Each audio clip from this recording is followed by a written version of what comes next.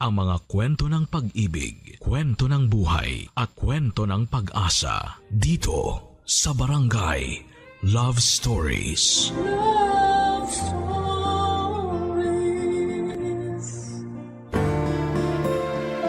Mahirap mamaalam sa isang tao na akala mo ay makakasama mo na sa dulo ng hangganan. Masakit sabihin ang salitang paalam, Papa Dudut, lalo na kung alam mong hindi mo ito kailanman napaghandaan. Ikaw, kabarangay, sinabi mo na ba ang salitang paalam? Dear Papa Dudut, nahanap mo na ba ang the one para sa'yo? Yung tutupad ng salitang forever at makakasama mong magkauban. Ako ay nahanap ko na siya. Magandang tanghali po sa inyong lahat. Ako nga pala si Isay, nasa mid-30s na. Nakilala ko ang the one para sa akin after kong graduate ng kolehiyo. Siya si Roy, kaidaran ko lamang din. Naging malapit siya na kaibigan ng nakakatanda kong kapatid na si Leia. 1 taon lang ang tanda ni Leia sa akin kaya parang magkaibigan na kaming dalawa. Si Leia, Papa Dudut, ang best friend kong may tuturing. Kaya nga sa kanya ko unang binalita ang tungkol sa amin ni Roy noong sinagot ko na siya. Naging masaya si Leia para sa akin. Alam niyang sa aming dalawa, ako tong mapagpaniwala sa happily ever after na drama. Kaya nga noong nakilala at pinahal ko na si Roy, hindi na ako nagsayang pa ng panahon, Papa Dudut. Ginawa ko ang lahat mapatunayan lamang sa kanya na ako ang babaeng deserve niya. Mahigit 1 dekada na ang relasyon namin pero parang kahapon lang nagsimula ang lahat. Palaging may pagmamahalan sa bawat tinginan naming dalawa. Palaging may paru-paro sa aming mga sikmura na hindi nauubos at napapagod lumipad-lipad. Ang cording nga na masasabi para sa iba na hindi naniniwala sa ganitong kagaling na love story. Pero oras na masubukan mo na. Ang mahika ng pagmamahal, kahit gaano ka pa katigas at katatag ay mabilis ka lamang manghihina. Pero mabilis ka ring sasaya. Ganon si Roy sa buhay ko. Kaya nga pinangako ko sa sarili ko, Papa Dudut, kahit na anong mangyari, wala akong ibang lalaking mamahalin, kundi siya lamang. At hindi naman ako lugi dahil ganon din siya sa akin. Sabi nga niya, ako na ang dulo niya.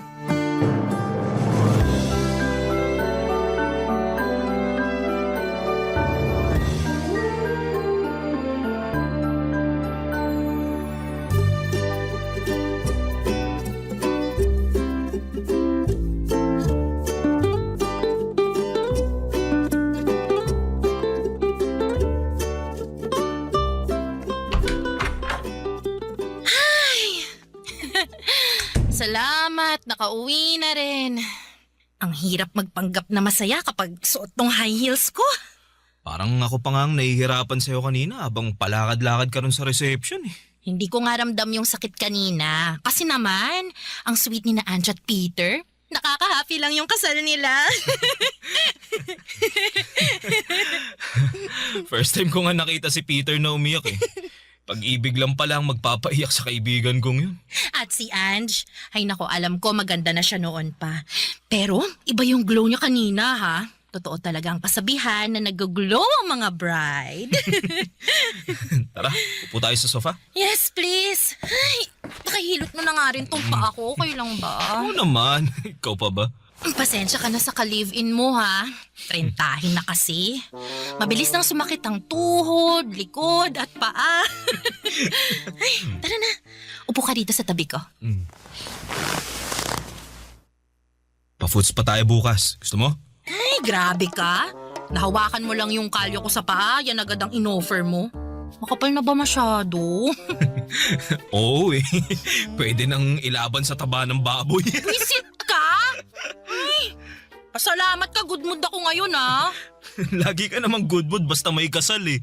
Alam mo namang mas paborito ko pang mga kasal kaysa sa Pasko.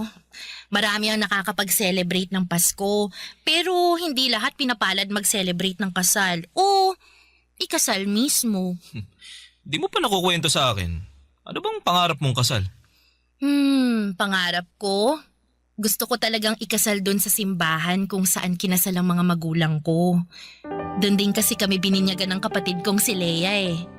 Ayaw mo ng beach o garden wedding tulad ng iba? Dati, oo. Nung nakikisali pa ako sa trend.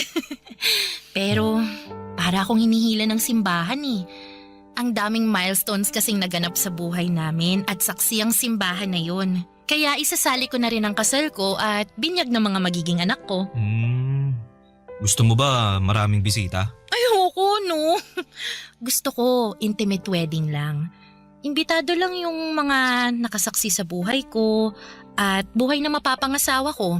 Siyempre, ikaw yun ah. Pero huwag ka ma-pressure. Hindi naman ako nagmamadaling ikasal eh. Hindi ako nape-pressure. Tignan mo nga, chill lang ako magtanong. Anong gusto mong team? Ay, gusto ko talaga naka-white lahat, kahit bridesmaids. Alam ko, nakasanayan sa kultura natin na dapat bride lang yung naka-white. Pero gustong-gusto kong makita yung mga abay ko na nakaputi tapos kasama ko silang nag-glow. Ang bait mo rin eh, no? Kahit sariling araw mo, willing kang i-share sa ibang tao. Eh kasi naman, saksi ang best friends ko sa mga pinagdaanan ko. Gusto ko lang i-share sa kanila yung araw kong yun. Kasi part na sila kung ano mang meron ako. Kaya kita mahal kasi ganyan ka eh. Di ka madamot sa moment. Ay, alam mo ba nung bata ako, lagi ako naglalaro ng kasal-kasalan. Ang groom ko, yung pinakamalaking teddy bear na regalo sa akin ni Papa nung birthday ko. Tapos yung maliliit na stuffed toys ko, sila yung mga bisita at abay. Wala ka bang kalaro na sinali sa kasal-kasalan na yun? Wala naman kasing gusto makipaglaro sa akin eh. Lahat sila gusto ng bahay-bahayan. Ako lang yung may gusto ng kasal-kasalan. Kumusta naman yung mga kalaro mong nagbabahay-bahayan noon? Pwede ayun. Sila yung kinasal. Habang ako naman yung nagbabahay-bahayan kasama ka. Nagkabaliktad no? Paano kung totohanin na natin yung pangarap na kasal ng batang Isay? Anong ibig mong sabihin? Pag inaya ba kitang magpakasal, papayag ka? Ha?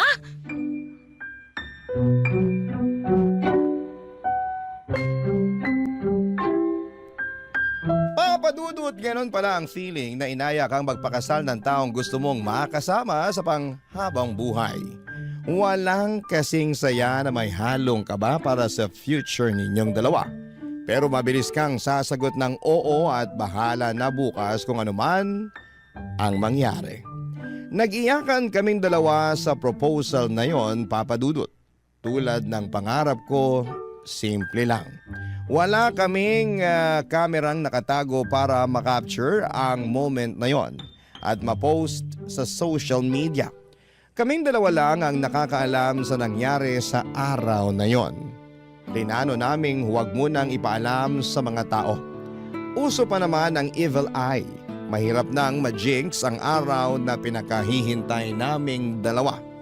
Tahimik naming inasikaso ang magiging kasal naming dalawa. Lahat ng gusto at pinangarap ko noong bata ako, lahat yon ay handang tuparin ni Roy para sa akin. Napakaswerte kong masasabi. Tanging ang coordinator lang ang nakakaalam sa magaganap na kasal.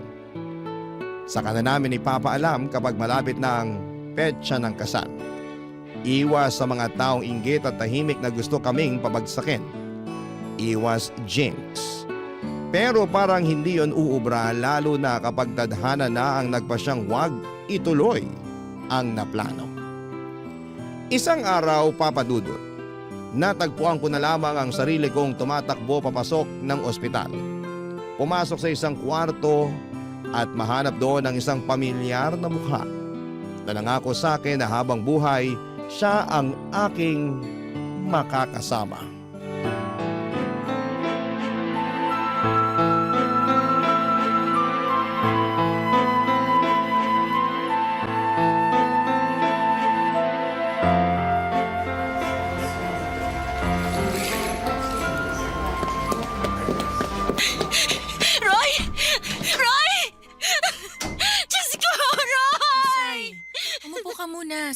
kumalma. Leia, paano ako kakalma?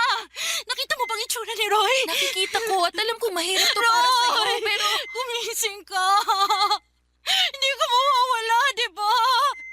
Please! Please, huwag ka mawala. Sabi ng doktor, medyo stable naman ang kondisyon niya kahit papano.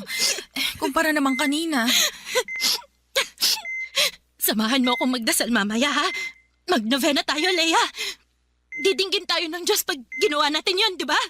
Oo nga, naririnig tayo ng Diyos, Isay. Pero Isay, minsan kailangan din natin siyang pakinggan. Anong ibig mong sabihin? Nakausap ko ang doktor kanina at... Teka, kakayanin mo bang marinig kung anong sinabi niya? Kung masama lang ang sinabi niya, huwag mo na lang sabihin. Ano bang alam nila sa buhay ng tao? Diyos lang ang pwede mag-decide kung anong mangyayari kay Roy. Hey, okay. Kumalma ka na. May awa ang Diyos. Dapat lang siyang maawa. Wala namang ginawang masama si Roy eh. Bakit kailangan mangyari sa kanya to? Aksidente yung nangyari. Kasalanan ng truck driver na nakaidlip. Wala namang may gusto nito, pero wala eh. Andito na tayo eh. Roy, mahal ko. Lumaban ka. Alam ko na bang lalabanan mo to eh. Ikaw pa ba? Ang tapang mo kaya. Hindi mo ako susukuan, di ba? Kasi marami pa tayong plano. Huwag mo akong iiwan, parang awa mo na.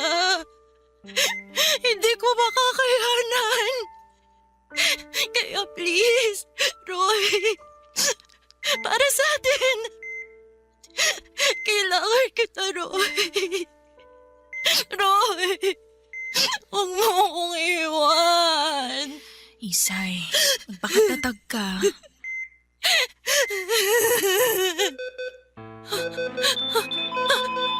Roy! Roy! Leia! Tumawag ka ng doktor! Teka na! Teka! Roy! Roy! Please! Please, wag ka dito!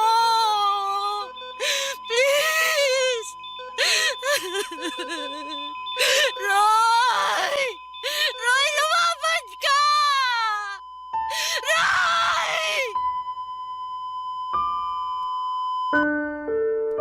Parang huminto ang oras at mundo nang makita kong nag-flatline si Roy Papadudut. Umatras ako kasi parang hindi ako makahinga ng malapit sa ECG monitor. Parang ako yung nawawala ng buhay. Para akong nabingi ng mga oras na yon at bumagal ang pintig ng puso ko. Hindi ko alam ang mararamdaman ko, Papadudut. Hanggang sa pumasok na ang mga nurse at doktor kasama si Leia. Nilapitan nila si Roy at sinubukang i-revive habang chinecheck ang kanyang vital signs. Umatras ako ng umatras hanggang sa mabangga ko ang pader ng kwarto. Napasandal ako doon. Nangihina na ang tuhod ko, si Leia ay hindi alam ang unahing puntahan. Para pakalmahin ba ako o kausapin ng doktor at nurse? Mabuti na lamang at andon ang kapatid ko para umalalay sa lahat. Maya-maya pa ay huminto na ang mga nurse at doktor at natulala na lamang si Leia pero kita ko sa mga mata niya ang lungkot. Tumingin siya sa akin, Papadudut. Parang alam ko na ang gusto niyang iparating. Alanganin siyang lumapit sa akin para ibalita ang nangyari. Mabuti na lamang dahil kahit alam ko na noon ang mga nangyayari, parang hirap pa rin akong tanggapin. Umaasa pa rin akong panaginip lamang ang lahat, Papadudut, at umaasa pa rin akong hindi totoo ang mga kaganapan. Sana'y magising na ako. Sinubukan kong kurutin ang sarili ko para magising. Pero nasasaktan ako.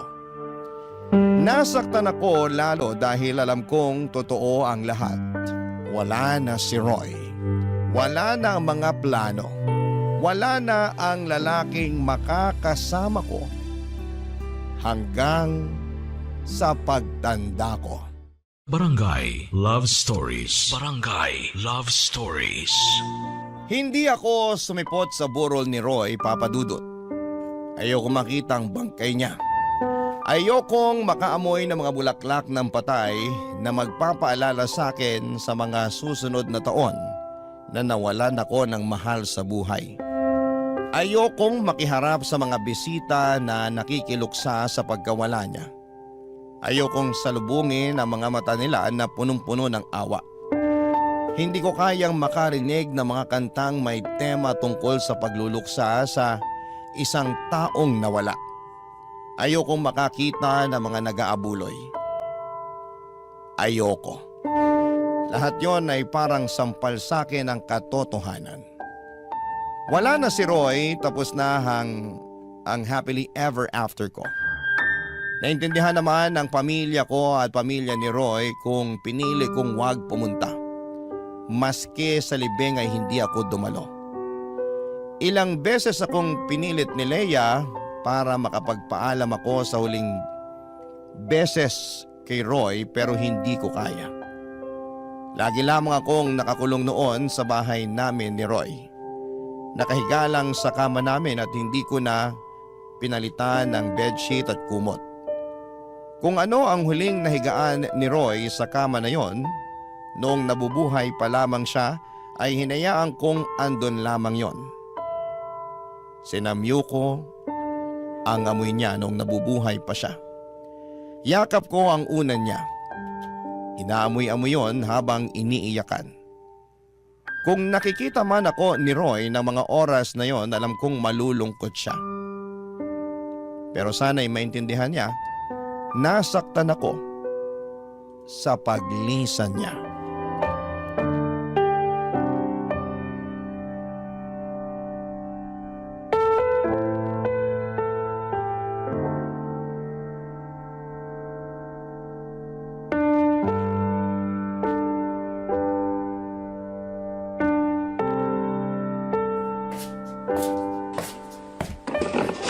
Leia, anong ginagawa mo rito sa bahay? Ay, ano pa ba? Naglilinis. Hayaan mo na yan dyan. Ako nang bahalang mag-ayos niyan. Uy, kailan mo palilinisin? Mag-iisang buwan na mula nung namatay si Roy pero kahit yung mga damit niya nakapatong pa rin dyan sa mesa. Hayaan mo lang mga damit niya! Huwag mong gagalawin! Yan na nga lang yung alaala niya nung buhay pa siya eh. Alam mo, kaya hindi ka maka-move on kasi ayaw mo pa rin tanggapin yung nangyari. Madali lang para sa'yo na sabihin yan. Kasi hindi mo alam ang pakiramdam ng namatayan.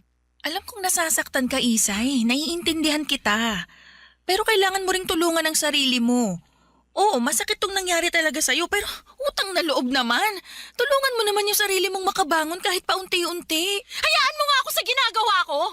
Sa itong nararamdaman ko. Kung ayaw kong iligpit ang mga gamit ni Roy o labhan yung mga punda ng unan niya, wala ka na ron. Gusto ko lang maging mabait sa sarili ko. Hinahayaan ko lang yung sarili kong magluksa. Kung gusto mo talagang maging mabait sa sarili mo, tulungan mo yung sarili mo. Hindi yung sabay kayong babagsak na lang dahil dyan sa pagluluksa mo. Sorry kung tunog insensitive pero mas lalo ka lang mahihirapan kung hindi ka magle-let go. Oh, eto. Tinan mo tong bahay niyo ni Roy. Kahit kaluluwa niya hindi gugustuhin magstay dito. Ang pakarumi. May damit ka pa bang nagagamit? Labahan mo, punong-puno na. Nakakaligo ka pa ba? Sama-sama ng amoy mo. Maswerte ka, Leia.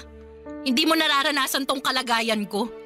Palibhasa, pusong bato ka, kaya wala sa bokabularyo mo yung salitang luksa. Ganyan na ba talaga katigas ang tingin mo sa akin?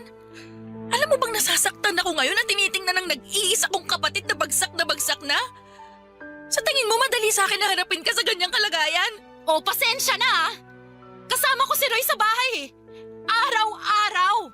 Tapos, bigla na lang siyang nawala. Ang hirap matulog sa gabi kasi hindi ko na siya mayayakap. Ang hirap na gigising ako na lang pala mag-isa. Naiintindihan mo ba yun? Siguro hindi ko talaga alam kung gaano kasakit yung nararamdaman mo ngayon. Pero ayaw naman kitang makitang ganyan. Kaya ako nandito. Sasamahan kita. Kung kailangan mo ng katabi sa gabi para may mayakap, ako na lang. Huwag kang mag-alala. Pagising mo sa umaga, hindi ako babangon agad para may madatnan ka pang katabi. Ayos lang ba yun sa'yo? Leia! Miss na miss ko na si Roy! Bakit niya ba ako iniwan agad? Tahan na. Hindi ko rin alam ang sagot dyan eh. Pero sa mga susunod, kahit papano, masasanay ka rin na wala siya, ha? Konting pasensya lang. Matatapos din ang pagluluksa mo.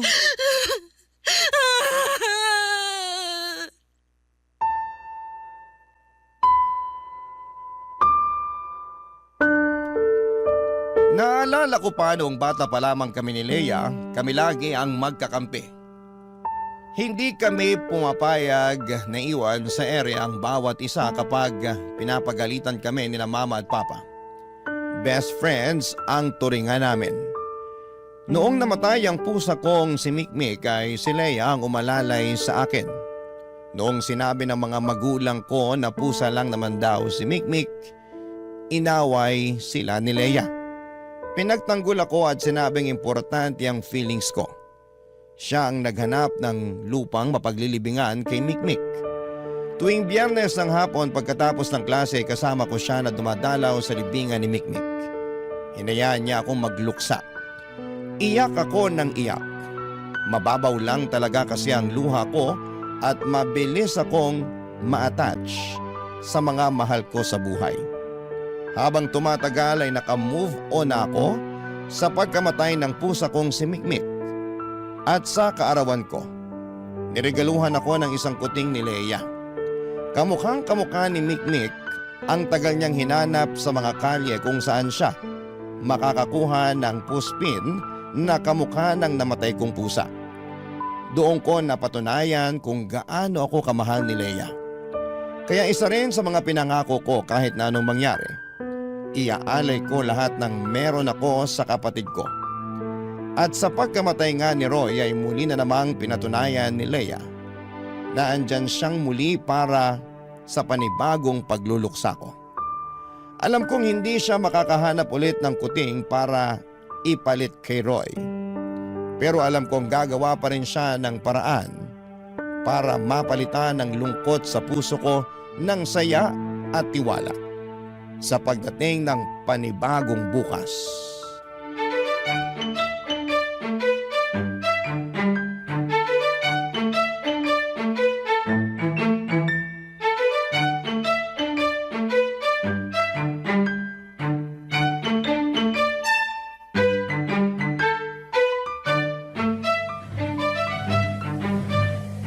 Leia?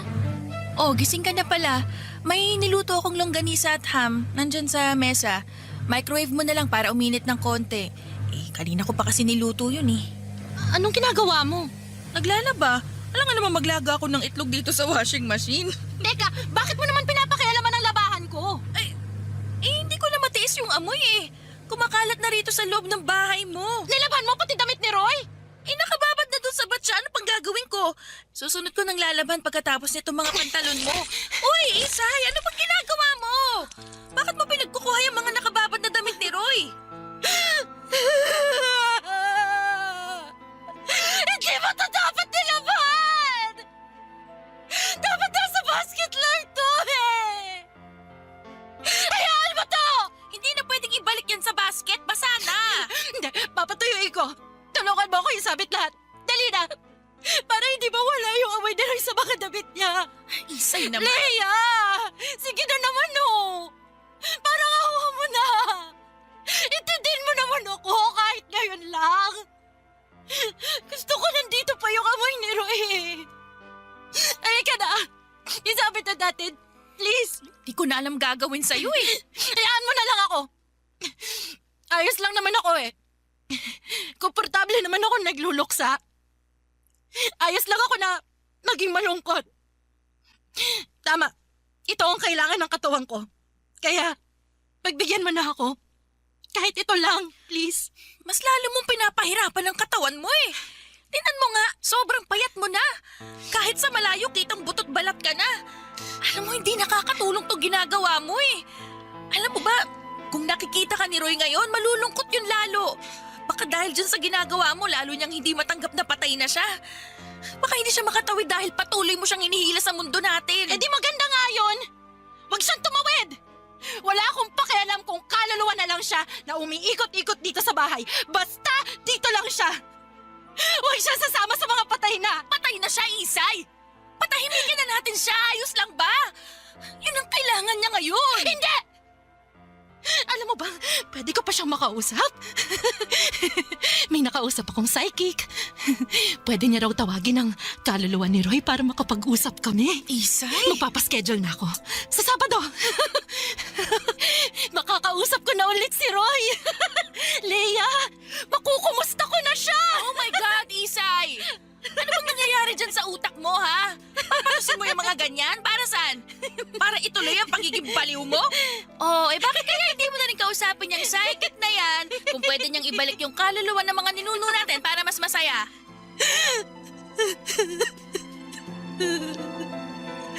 Sobra ka na! Ikaw ang sobra na. Nakakapagod kang tulungan. Sino ba nagsabi sa'yo na tulungan ako? Ikaw naman to nagpumilit na pupunta dito, ha? Ikaw to nakialam sa buhay ko! Aba, tinutulungan ka na nga lang. Ganyan pa rin sasabihin mo sa akin? Sana pala, hinayaan na lang kitang magbulok sa kwarto niyo ni Roy.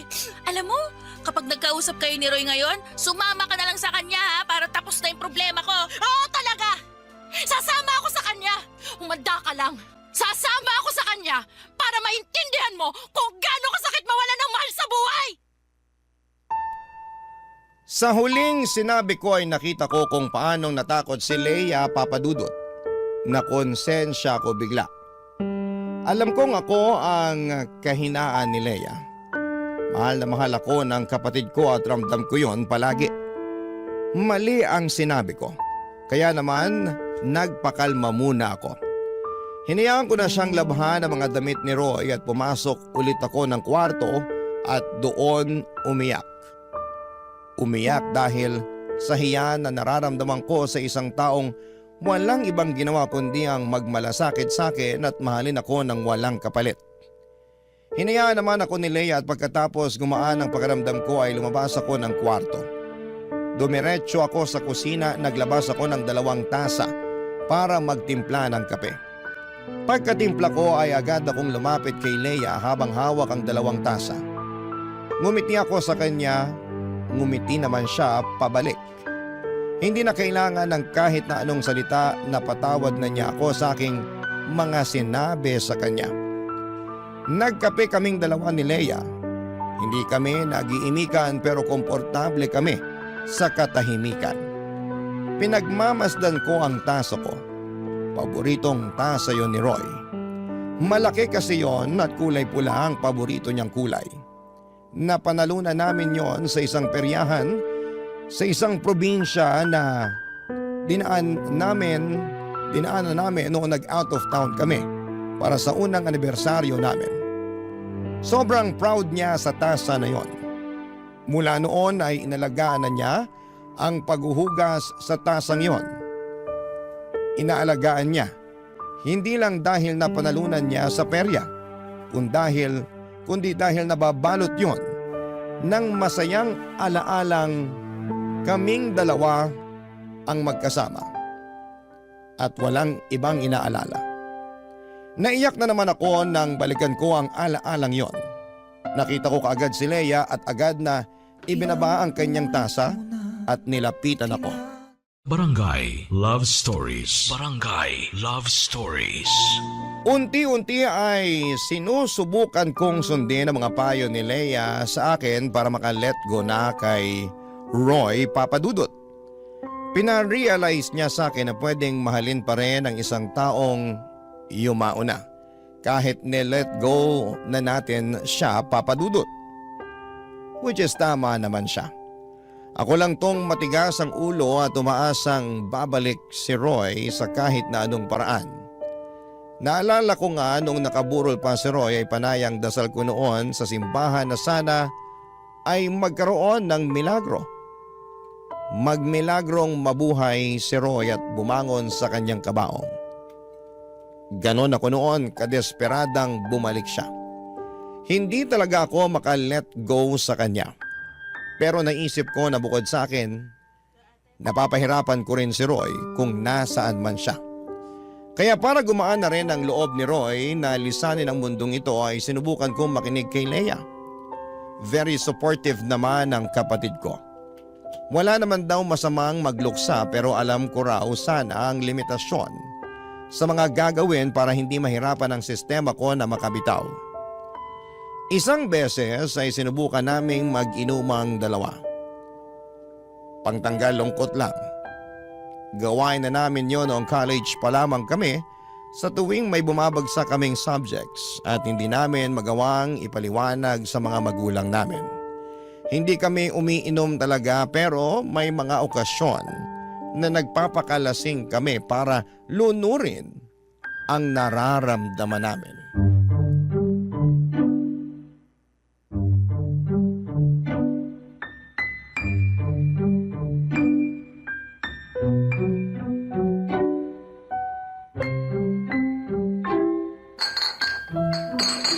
Parang ayoko na, Isay. Ang ganyan. Kaya mo pa yan. Oh. Tumigil ka na Cheers. kaya. Uy, tinan mo, nananaba na yung pisngi mo. Ganyan nga ba kapag sobra na sa alcohol? Nasobrahan lang ako sa paksiw. Tsaka sa sisig na pulutan natin. Tapos, kumurot pa ako sa kanin kanina. Shot pa tayo, Lea! Woo! Sarap sa feeling eh! Masarap sa feeling ngayon pero bukas tinan mo sakit na ulo natin eh. Eh di, inuman ulit natin ang paracetamol para mawala yung sakit. Loka ka talaga.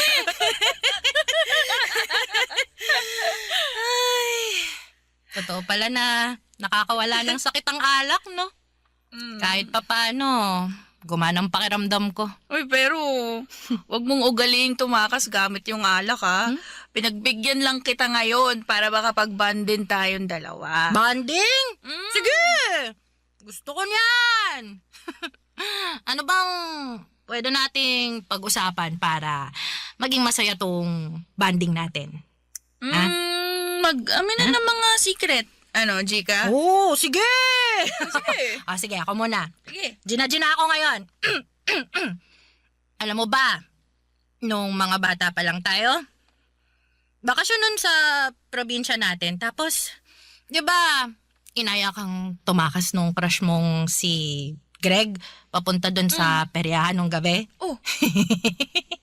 Alam mo ba kung bakit ka nahuli ni Lola? Ay, sinumbong mo ko, Lolo. Kaloka ka talagang babae ka. Kasi naman, Lea. Nagsiselos ako nun eh. Crush ko rin kaya si Greg.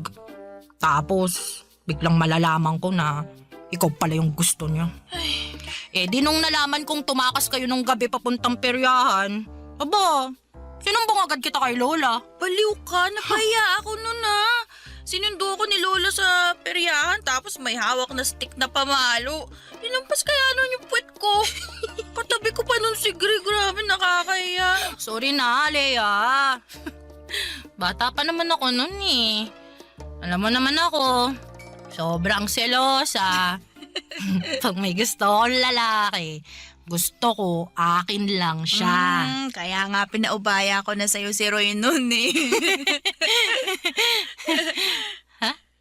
Anong pinaubaya si Roy? Hindi, wala yun. Mali lang yung nabanggit kong pangalan. Yung yun, ibang manliligaw mo yun. Teka, wala namang ibang nanligaw sa akin kundi si Roy lang ah. Lea, may kailangan ba akong malaman? Ay, magligpit na tayo ng mga... Babasagin ko lahat yan kung hindi mo sa akin sasabihin kung ano meron sa inyo ni Roy. Matagal na yun. Matagal na nga. Pero karapat ako pa rin malaman. Naging kami ni Roy. Pero bago ka pa dumating nun sa buhay niya. Anong ibig sabihin nun? Klaruhin mo. Naalala mo nung may nagpapadala ng sunflower sa akin sa bahay? Tinutokso mo pa ako nun at pilit mong inaalam kung sino yung nagpadala nun. Si Roy. Ano? Si Roy ang nagpadala ng mga bulaklak sa akin. Hindi ko lang masabi sa'yo nun kasi hindi pa naman ako sigurado kay Roy eh. Alanganin ako sa kanya kasi gusto ko matupad muna yung pangarap ko. Tapos feeling ko makakasira lang siya sa pag-abot ko noon. Pero mabilis akong nahulog sa kanya. Nilihim muna namin yung relasyon namin hanggat hindi pa ako sigurado kung siya na ba talaga. Kasi alam mo yun, ini-enjoy ko namang kasama siya pero lagi akong ginugulo ng mga plano ko sa buhay. Kaya wala kang nalaman nun kasi kami lang talagang dalawa yung may alam sa relasyon namin. Pero wag kang mag-alala, magulo ang naging relasyon namin. Away bati kami. Yung maghihiwalay tapos magkakabalikan tapos walay na ulit. Tapos naisip niya, ligawan ka nung natapos na yung relasyon namin.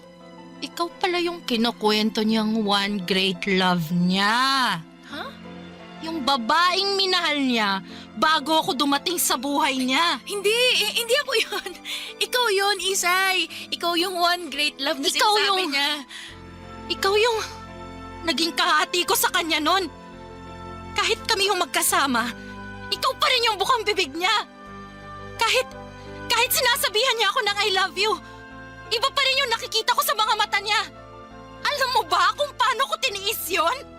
Alam mo ba kung anong mga sakripisyo ang ginawa ko para lang mabura ka sa buhay niya? Ni hindi ko man lang nalaman na ikaw pala yung babaeng dahilan kung bakit niya ako ginawang panakip-butas!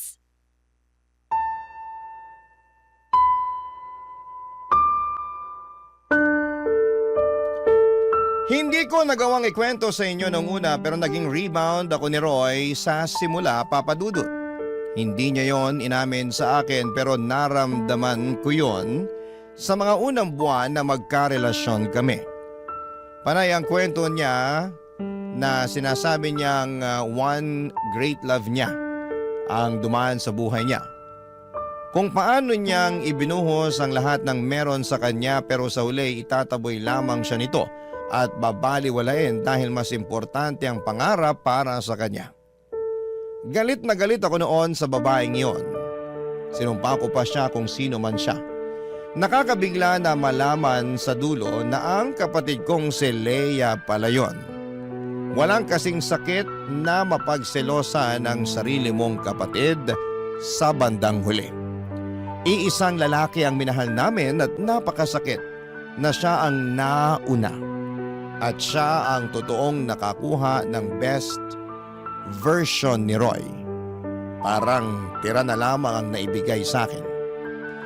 Pinilit kong pagtrabahuhan ang pagmamahal ni Roy para lahat ng pag-ibig na natitira niya para roon sa babaeng nanakit sa kanya ay mailibing na sa akin. Sobrang hirap pero nagawa ko naman. Ayos na sana ako sa past na yon kung hindi lang ni-reveal sa akin nang hindi sinasadya ni Leia ang katotohanan. Ang tagal nilang tinago sa akin yon para akong niloko sa lagay ko.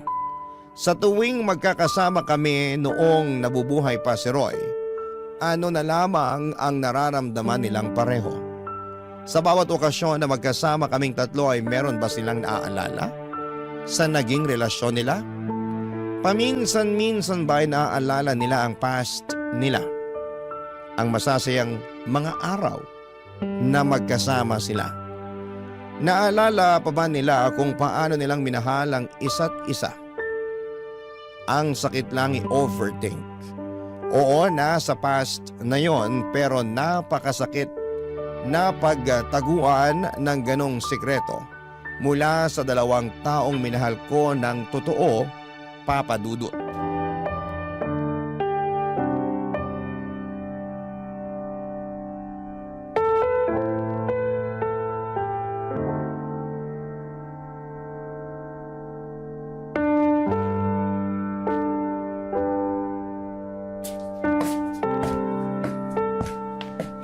Isay, pwede ka bang makausap? Nag-aayos ako ng gamit. Ano to? Nilalagay mo na sa box yung mga gamit ni Roy? Yun naman ang utos mo sa akin noon pa man, di ba?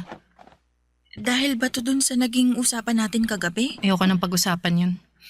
Huwag mo naman akong pahirapan ng ganito, Isay. Kausapin mo ko. Sabihin mo sa akin yung nararamdaman mo para alam ko kung anong gagawin ko para mapagaan natin yung sitwasyon. Dagdagan mong kwento tungkol sa inyo ni Roy.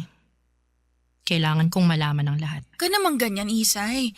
Hayaan na lang natin sa nakaraan yun. Akala ko ba gusto mong pagaanin ang sitwasyon? Bakit umaatras ka sa gusto ko? Mas lalo lang kasing bibigat yung sitwasyon kapag hinalungkat mo pa yung nakaraan. Eh, ito ang gusto ko. Gusto kong malaman yung totoo tungkol sa inyo. Oh, sige. Pwedeng minahal ako ng sobra ni Roy. Pwedeng ako nga yung naging one great love niya. Pero ikaw pa rin naman ang dulo niya. Hindi yan ang gusto kong malaman. Noong time na niyaya niya akong magpakasal. Inaya ka rin niya magpakasal? Tumanggi ako kasi hindi naman ako ganun kasigurado sa kanya. Oo, at mahal ko siya nung time na yun, pero mababaw lang yun kumpara sa pagmamahal ko para sa pangarap ko. Nagalit siya sa akin, sabi niya, gaganti raw siya. Akala ko naman wala lang yun. Pero nung nakita ko na lumalapit-lapit na siya sa'yo at nalaman kong nililigawan ka pa niya, hinarang ko siya. Tama ang hinala ko na gusto kanyang paasahin at lokohin para masaktan ako. Alam niya kung gaano kita kamahal. At alam niyang ikaw ang kahinaan ko. Kasi oras na masaktan ka, masasaktan din ako ng sobra. Nakakatawa naman pala! Nagalit ako sa kanya. Sinubukan ko namang pigilan yung namamagitan sa inyo noon, di ba? Sinabi ko sa'yo na kaibigan ko siya at kilala ko siya kaya mag-iingat ka sa kanya pero hindi ka nakinig. Kasi sabi mo, dahil kaibigan ko siya, magtitiwala ka. Kasi alam mong hindi ako nakikipagkaibigan sa masasama. Wala na akong nagawa kundi bantayan ang bawat kilos niya. Masiguro ko lang na hindi ka masasaktan. Talaga lang ah. Pinagdasal ko na lang na sana hindi ituloy ni Roy yung balak niya. At sa awa ng Diyos, hindi naman. Minahal ka pa nga niya, di ba? Sobra. Napanatag na ako noon. Lalo nang nakapag-usap kaming dalawa at humingi siya ng sorry sa pinlano niya. Nakalimutan na niya ako dahil sa'yo. Ikaw ang naging buhay niya mula noon. Ikaw ang naging dulo niya kahit kinapos kayong pareho ng oras na magkasama. Hindi na talaga nabago ang mga nangyayari sa buhay natin. Anong ibig mong sabihin? Naalala mo, nung mga bata tayo, lahat ng pinagsawaan at pinaglumaan mo, sa akin napupunta. Hindi ako nakakatanggap ng mga bagong gamit kasi kailangan mo munang lumain bago mapunta sa akin. Bakit naulit pa rin yung dati? Bakit? Si Roy na napagsawaan at napaglumaan mo, ako pa rin ang sumalo. Isay. Bago man ang halian, umalis ka na. Ako nang bahalang magligpit sa mga gamit ni Roy. Kaya ko na to. Salamat at tinulungan mo akong mapagaan ang pagluluksa ko sa kanya. Diyan ka na. Nagmamadali akong lumakad palayo kay Leia, Papa Dudut. Ayokong makita niyang mukha kong talo sa mga nangyari. Sinubukan ko pang isalba noon ang natitirang pride ko bilang taga-salon ng mga nagamit na ni Leia. Napagsawaan at napaglumaan. Ang unfair noon, Papa Dudut, oo, mahal ko ang kapatid ko pero hindi ko maiwasang makaramdam sa kanya ng inggit dati pa naman dahil siya ang unang naka-experience at nakakagamit ng mga bagong bigay ng mga magulang ko. Saka na iaabot sa akin kapag kupas na at hindi na magandang tignan. Ako na lang lagi ang magre-remedyo para magmukha ulit yung bago. Masisisi niyo ba ako kung bakit hindi ko magawang patawarin si Leia? Matapos kong malaman ang katotohanan sa kanila ni Roy. Sa ngayon, Papa Dudut, ay marami pa rin katanungan sa isipan ko. Sina Leia at Roy na lang ang makasasagot noon. Pero wala na si Roy para depensahan ang sarili niya at ipaliwanag ang mga nagawa niya. At si Leia naman, ayoko muna siyang makita ni marinig ang pangalan niya ay ayoko. Masakit pa rin sa akin. Ilang beses niya akong sinusubukang tawagan at i-text pero wala akong sinasagot kahit isa man lamang doon. Ang iba sa inyo ay baka sabihin ang OA ko sa ginagawa ko dahil nakaraan naman na ang lahat ng yon. At ako naman ang huling pag-ibig ni Roy. Pero sana'y maintindihan ninyo na marami akong pinagdaanan noong bata pa lamang ako sa piling ni Leia na nagpababa ng tingin ko sa sarili ko. Dahil ni minsan, hindi ako nakapili ng para sa akin. Yung ako ang makakauna. Laging si Leia. Umalo pa ang depresyon ko dala ng pagkamatay ni Roy. Kaya ang tanong ko sa inyo ngayon, masisisi niyo ba ako? Salamat po sa pakikinig at pag-unawa. Ang inyong kapuso at kabarangay forever, Isay. Ano ang masasabi mo sa ating Barangay Love Stories today? Aabangan namin yan sa aming comment section. Ang mga kwento ng pag-ibig, kwento ng buhay at kwento ng pag-asa dito sa Barangay Love Stories. Love Stories.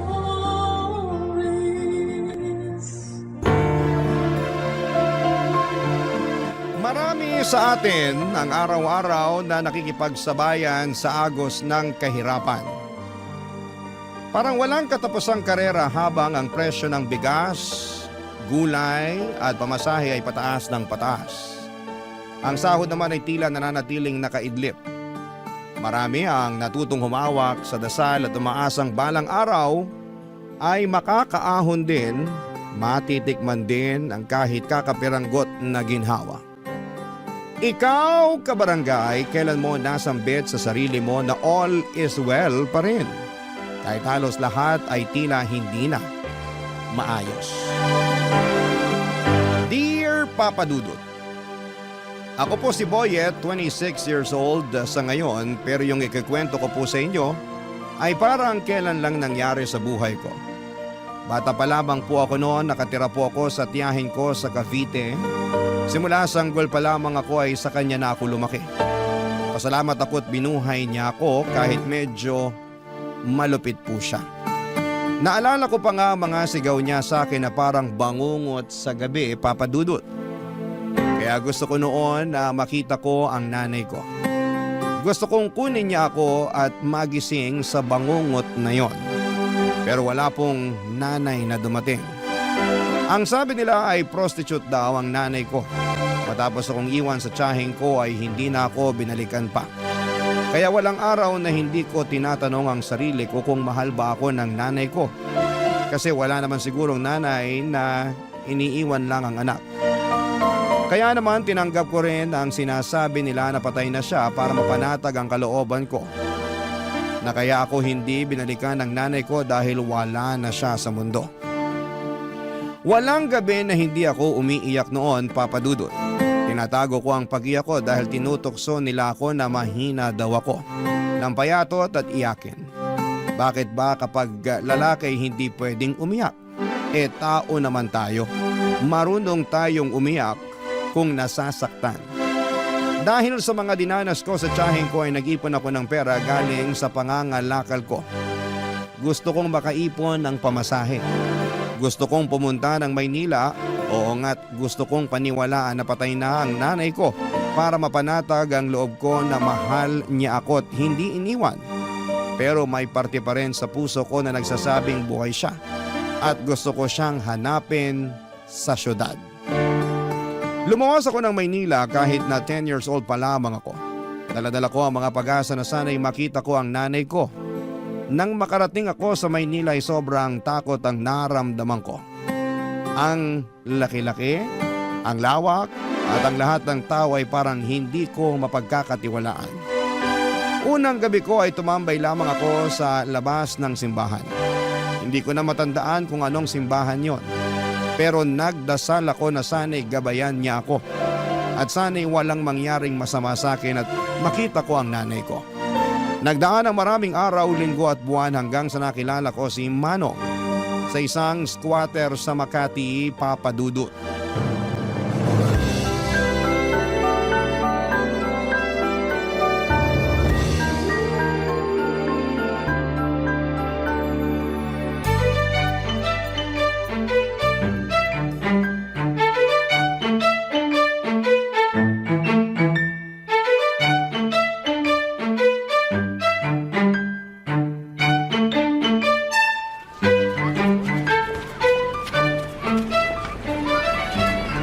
Boyet! Gising na, umaga na. Manong, Talagang bata ka. Dapat sanayin mo yung sarili mong gumising na maaga. Alam mo namang salat tayo sa pera. Kailangan nating kumayod. Alam mo yung kasabihang early worm early bird catches the worm. O, tinuro yun ng teacher ko dati. nakapag-aral po kayo, Manong? Ba, syempre. Graduate ako ng elementary. Pero di na ako high school. Bakit po? Ako na yung ini-interview mo eh. Medya ka ba? Ano po yung medya? Yung nagre-report. Yung nagbabalita sa TV. Saka sa radyo. Sila yung nagsasabi ng totoo. Oh, di ba? Alam nila yung totoo eh. Oh, kapag sa kanila po ako magtatanong kung kilala nila nanay ko, sasabihin nila sa akin. Eh nako, Boyet. Yan ang hindi ko alam. Malamang hindi rin nila alam. Ang hirap naman kasi nung tanong mo eh. Eh siguro wala na talaga nanay ko. Manalig ka. Huwag mawala ng pag-asa. Opo. Asya, inumin mo na tong tinimpla kong gatas habang mainit pa. Salamat po, Manong ah. Parang kayo na nga po tatay ko eh. Talaga ba? Tatay yung tingin mo sa akin? Opo! Di ba yung mga tatay nag-aalaga sa mga anak nila? Eh, pinagtitimplan niyo ako ng gatas eh. Ginising niyo ako para lang ipainom sa akin to. Ay nako, sige na. Ako na yung tatay mo. Pero Manong pa rin yung itawag mo sa akin ha. Baka pagkamalan talaga akong anak kita. Hindi na ako makapanligaw niyan. Opo, Manong. Eh yan, mabuti nang nagkakaintindihan tayo. Eh, Manong, salamat po sa pagkukup niyo sa akin ha. Kung hindi dahil sa inyo, baka patay na ako. Wala akong makain nun eh. Naisipan ko na nga magnakaw dahil sa gutom eh. Pero nandun kayo. Eh, mabuti naman, hindi ka nagnakaw. Alam mo, marami nang magnanakaw na nakaupo sa pwesto. Kaya hindi umuusad yung buhay dito sa Pilipinas dahil sa kanila eh. Talaga po, Manong? Oo, yun ang sabi ng teacher ko dati dun sa elementary. Tanda ko pa nga, kailangan daw mag-aral para hindi mauto ng mga politiko. Kaya ikaw, mag-aral ka sa susunod na pasukan. Opo, sige po. Mayos ka. Kita mo naman dito, maraming halang ang kaluluwa kasi salat sa buhay. Walang makain. Sabi ko naman sa'yo na mag-ingat ka rito kasi tuso ang mga tao. Hindi natin masisisi kasi pinagkaitan ng mga tao dito. Hindi mo masisisi na ganito yung ugali ng mga tao kasi walang-wala. Kailangan mabuhay. Kaya ikaw, mag-aaral ka. Opo, Manong. Oh, mayos ka, Boyet ha. Dapat asal tao, di hayop. Ibig sabihin nun, maging mabait lang ako. Wala mo na pa pala eh. Pero, maiba ako. Talaga bang ayaw mo nang bumalik dun sa kamag-anak mo sa Cavite? Ayoko na po, Manong. Baka may ginawa ka masama, kaya ka naglayas. Ayoko talaga sa tao yung sinungaling eh. Manong, hindi po ako nagsisinungaling. Gusto ko po talagang makita ang nanay ko. Hindi ko nga alam kung saan ko siya hahanapin pero andito daw po siya sa Maynila. Napakalaki ng Maynila. Di po, may picture naman po ako ng nanay ko eh. Kung makikita ko siya, sigurado makikilala ko yun. Dapat kapag nakita ka niya, maging proud siya sa'yo. Kaya mag-aral ka sa susunod na pasukan, ha? Opo, masusunod po. Papadudot nakatira kami sa pinagtagpi-tagping yero pero ramdam kong nakahanap ako ng tatay sa piling ni Manong. Kahit walang maayos na bahay, mainit, marumi, pero para sa akin ay may pag-asa dahil kay Manong. Matandang binata si Manong, wala siyang asawa at wala ding anak. Dahil wala nga siyang anak kaya ko na ang itinuring niya na parang sarili niyang anak. Ang sabi niya sa lugar na gaya ng squatter ay tuso ang mga tao. Hindi dahil masama sila kundi dahil lahat ng tao sa paligid ay pinagkaitan. Walang araw at gabi na hindi na ako pinapangaralan. Sabi niya kahit mahirap dapat ay matuto pa rin akong maging matinong tao. Pinag-aral niya ako at binilhan ng lapis, papel at gamit sa eskwelahan. Sobrang saya ko talaga, papadudot. Inihatid pa niya ako sa eskwelahan at sinisigurong okay lang ang unang pagpasok ko. Naramdaman ko na kahit na hindi kami magkadugo ay mahal niya ako. Ngunit tulad ng karamihan sa mga bata ay naging pasaway din po ako. Hindi na ako natutuwa sa lapis at papel dahil sa mahirap palang mag-aral. At marami akong nakakaaway na kaklase ko at maging sa ibang section at grade. Hindi naging safe sa akin ang eskwelahan dahil isa pala siyang malaking arena na samot-saring mga bata na iba-iba ang ugali. May matalino, may hindi binayayaan ng talino, may mabuti at masama na sa tingin ko ay hindi naturuan ng tama ng magulang o sadyang spoiled lamang at gustong manghamak ng ibang bata. Hindi ako naging masaya tuwing pumapasok ako, Papa Dudut. Kaya hindi ko sinabi kay Manong na hindi na ako pumapasok. Mas pinili kong magkalakal muli. Mas pinili kong gumala para maghanap ng pera. Kung magkaroon man ako ng kaaway ay hindi ko na kailangan pang magpaliwanag sa teacher. Ang importante sa akin ay makahanap ako ng pera. Hanggang sa isang araw, hindi na naitago ang ginagawa ko. Pinatawag pala si Mano ng teacher ko na hindi ko alam. At sa gabing pag-uwi niya ay nakita kong galit na galit si Manong sa akin, Papa Dudut.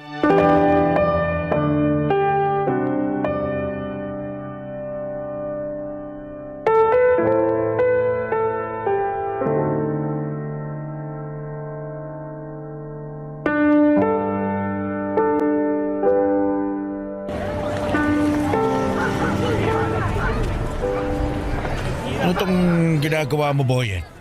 Bakit hindi ka pumasok, ha? Umapasok po ako, Manong. Alam mo ba na sinungaling ay kapatid ng magnanakaw? Ayokong lumaki kang maging masamang tao, ha? Manong. Pinatawag ako ng teacher nyo. Sinabi niya sa akin na 2 linggo ka nang hindi pumapasok. Alam mo bang nagulat ako sa nalaman ko kasi ang alam ko pumapasok ka. Binibigyan pa kita ng baon. Pinaghahandaan ng makakain dahil ayaw kong walang laman yung tiyan mo. Dahil nagkakasakit sa ulo ang walang kain. Boyet, para sa'yo to. Kaya wag kang magsisinungaling sa akin. Manong, kasi, nahirapan ako eh. Saka kumikita naman ako. Tsaka yung pinabaon yung pera, iniipon ko naman, di ko ginagastos. Ito, baon ko, tsaka yung kita ko. Boyet, naiintindihan mo ba ako? Pinapaaral kita, hindi kita inuobliga na magtrabaho. O kumita ng pera kapag araw ng pasukan. Kapag wala naman pasok, malaya kang gawin yung gusto mo. Magtrabaho, maglaro, ano pa problema? Ano ba mahirap na pumasok ka lang sa paaralan? Kasi, Manong, ano Sige, magsalita ka, makikinig ako. Gusto mo bang habang buhay na nasa magulong lugar na to? Gusto mo bang tumanda na katulad ko, ha? Nilamon na ng basura ang buhay na unti-unting nabubulok? Manong, sorry na po. Alam mo, anak na ang turing ko sa'yo. Naging responsibilidad na kita. Hindi na kita pwedeng pabayaan, Boyet. Hindi ako nagkaanak. Ayaw kong magkaanak, kaya hindi ako nag-asawa kasi takot ako eh. Takot ako sa responsibilidad. Kita mo naman, ano may bibigay ko magandang buhay sa pamilya ko? Sa magiging anak ko na mahirap pa ako sa daga. Ayoko maghirap ang magiging pamilya ko, ang magiging anak ko. Pero nung dumating ka, naisip ko, ako na ang pamilya mo. At wala na akong magagawa kundi ang bigyan ka ng magandang buhay sa abot ng makakaya ko. Kaya kita pinapaaral kasi ito ang aahon sa iyo sa kahirapan. Magkaroon ka ng ibang buhay. Huwag kang gumaya sa akin. Kasi ayokong tumanda ka na katulad ko. Manong, pasensya na po talaga. Kasi po, ang hirap-hirap naman po kasi mag-aral eh. Marami po ako nakakaaway na mga bata. Di tapangan mo. Hindi pwedeng basta-basta ka na lang susuko. Ilaban mo yung sarili mo. Hindi ko naman sinasabing makipagsuntukan ka sa kanila. Sinasabi ko, umiwas ka sa gulo. Hindi mo naman ikagagaling kung papatulan mo sila eh. Lagi mong isipin na nasa paaralan ka para mag-aral. Para maging mabuting tao. Para paglaki mo, pwede kang pumili ng kahit na anong gusto mong maging. Pagsusubikapan ko. Pero yung kaya ko lang ha. Pwede kang maging security guard. Pero pulis lang din po yun, pero nakatayo lang. Pero astig pa din. Tama. Basta wag lang maging katulad ko. Pwede ba yun? Opo. Ipangako mo sa akin, ha? Opo, pangako po, Manong. Alam mo, may request ako sa'yo. Ano po yun, Manong? Magpapamasahe po ba kayo? Sige po, handa po ko. Ito naman, iba yung request ko. Ano nga po? Pwede bang tawagin mo akong tatay? Po? Ayaw mo ba? Naku, gusto ko po. Gusto ko. Tatay. Simula ngayon, ako na ang tatay mo. Opo, tatay. Gusto ko umakyat sa stage kasama mo kapag graduation mo na, ha? Ano po yung graduation? Kapag tapos ka na ng elementarya. Tapos ka na rin ng high school. Tsaka kapag magka-college ka na. Ang dami po palang graduation, no? Ang dami ko po palang pag-aaralan. Ba't ganyan yung mukha mo? Ang sasabi mo lang kanina, pinangako mo mag-aaral ka mabuti. Wala na, pasubo lang po ko Basta nandito lang ako. Naalalayan kita. Salamat po. Nang gabing yon ay hindi ako makatulog, Papa Dudut. Sobrang mahal ako ni tatay.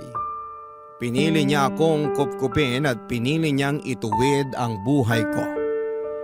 Pinili niya akong mahalin at gusto niyang alisin ako sa kahirapan. Kaya naisip kong hindi ko dapat sayangin ang pagkakataon na ibinigay sa akin ni tatay. Doon ko ipinangako sa sarili ko na magbabago ako dahil gusto kong maging proud siya sa akin. Gusto kong mapatunayan sa kanya at sa sarili ko na kaya kong lumaban. Kahit mahirap, kahit galing sa basura, ay may mararating din sa buhay. Noon ay hindi pa talaga malinaw na ang mga ginagawa ng mga bata sa akin ay isang klase ng pambubuli. Pero sabi ni tatay ay iiwasan ko na lamang ang mga yon at dapat mag-focus ako sa pag-aaral. Kaya naman sinunod ko yon, Papa Dudut. Pero hindi ko pa rin maiwasan na may mga masamang bata na inaaway ako. Minsan umuwi ako may sugat pero hindi ako sumuko. Araw-araw ay sinasabi ko sa sarili ko na baka bukas ay hindi na nila ako aawayin. Bawat pagpasok ko sa school ay parati akong nagdarasal na sana'y walang mambubuli sa akin at sana'y hindi ako pagagalitan ng teacher dahil hindi ko na naman naintindihan ang mga itinuro niya. Gusto kong maging mabuting estudyante. Gusto kong makatapos para sa pangarap ni tatay na makaakyat sa stage kasama ko. At syempre, naging pangarap ko na rin talagang makagraduate, Papa Dudut. Barangay Love Stories. Barangay Love Stories. Papa Dudut, araw-araw kong pinapatatag ang sarili ko. Ang nasa isip ko na lamang ay huwag biguin ang sarili ko at ang tatay na matupad ang pangarap naming dalawa. Kahit na walang araw na hindi talaga ako nilalapitan ng mga bully ay tuloy lamang ako sa pagsusumika para makuha ang diploma sa elementarya. Paunti-unti lang ang goal at doon ako nakafocus. Tinapangan ko talaga sa bawat pagsikat ng araw at sabi ko na sa gabi, wala na naman ang mga bully at kasama ko naman si tatay. Pero ayun na nga, sa school ay sobrang hinahamak talaga ako.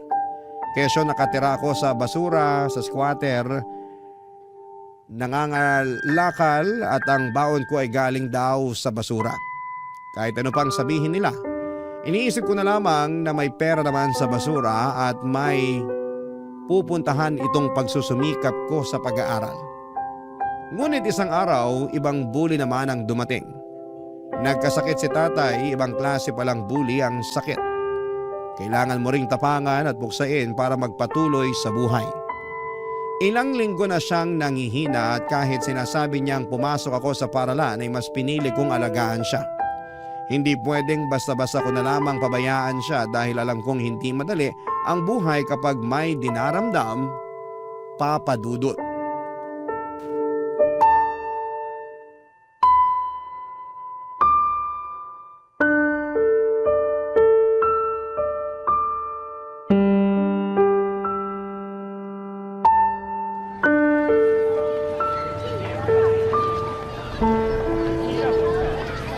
Tay, dahan-dahan lang po. Maupo na po kayo. Tay, kailangan niyo pong kumain para lumakas kayo. Di ba ito yung ginagawa niyo sa akin tuwing may lagnat ako? Alam mo, kaya ko naman yung sarili ko. Talaga si tatay oh. Ayaw talagang inaalagaan siya. Sige na, mag-ayos ka na. Maraming araw na hindi ka pumapasok. Hindi po, tay. Dito muna ako sa bahay. Ay nako, huwag na matigas ang ulo. Paano ka gagraduate niyan kung parati kang absent? Baka ibagsak ka ng teacher mo. Tay naman eh. Anong tayo naman? Oh, sige na, pumasok ka na. Kakainin ko na tong pagkain. Eh, paano kung darating yung sinasabing demolition? Paalisin tayo rito. Sino kasama nyo? Kung nandito ako, masasamahan ko kayo. Hindi nila tayo mapapaalis. Naganda na yung mga kapitbahay natin ng mga ipambabato sa mga yon. Eh, nakita ko ron sa kabilang kanto. Grabe ginawa nila. Wala na hong nagawa yung mga nakatira dun. Paano kung saktan kayo rito? May sakit pa ho kayo oh. Eh, kung nandito ka, kaya mo ba ako ipagtanggol sa mga malalaking tao?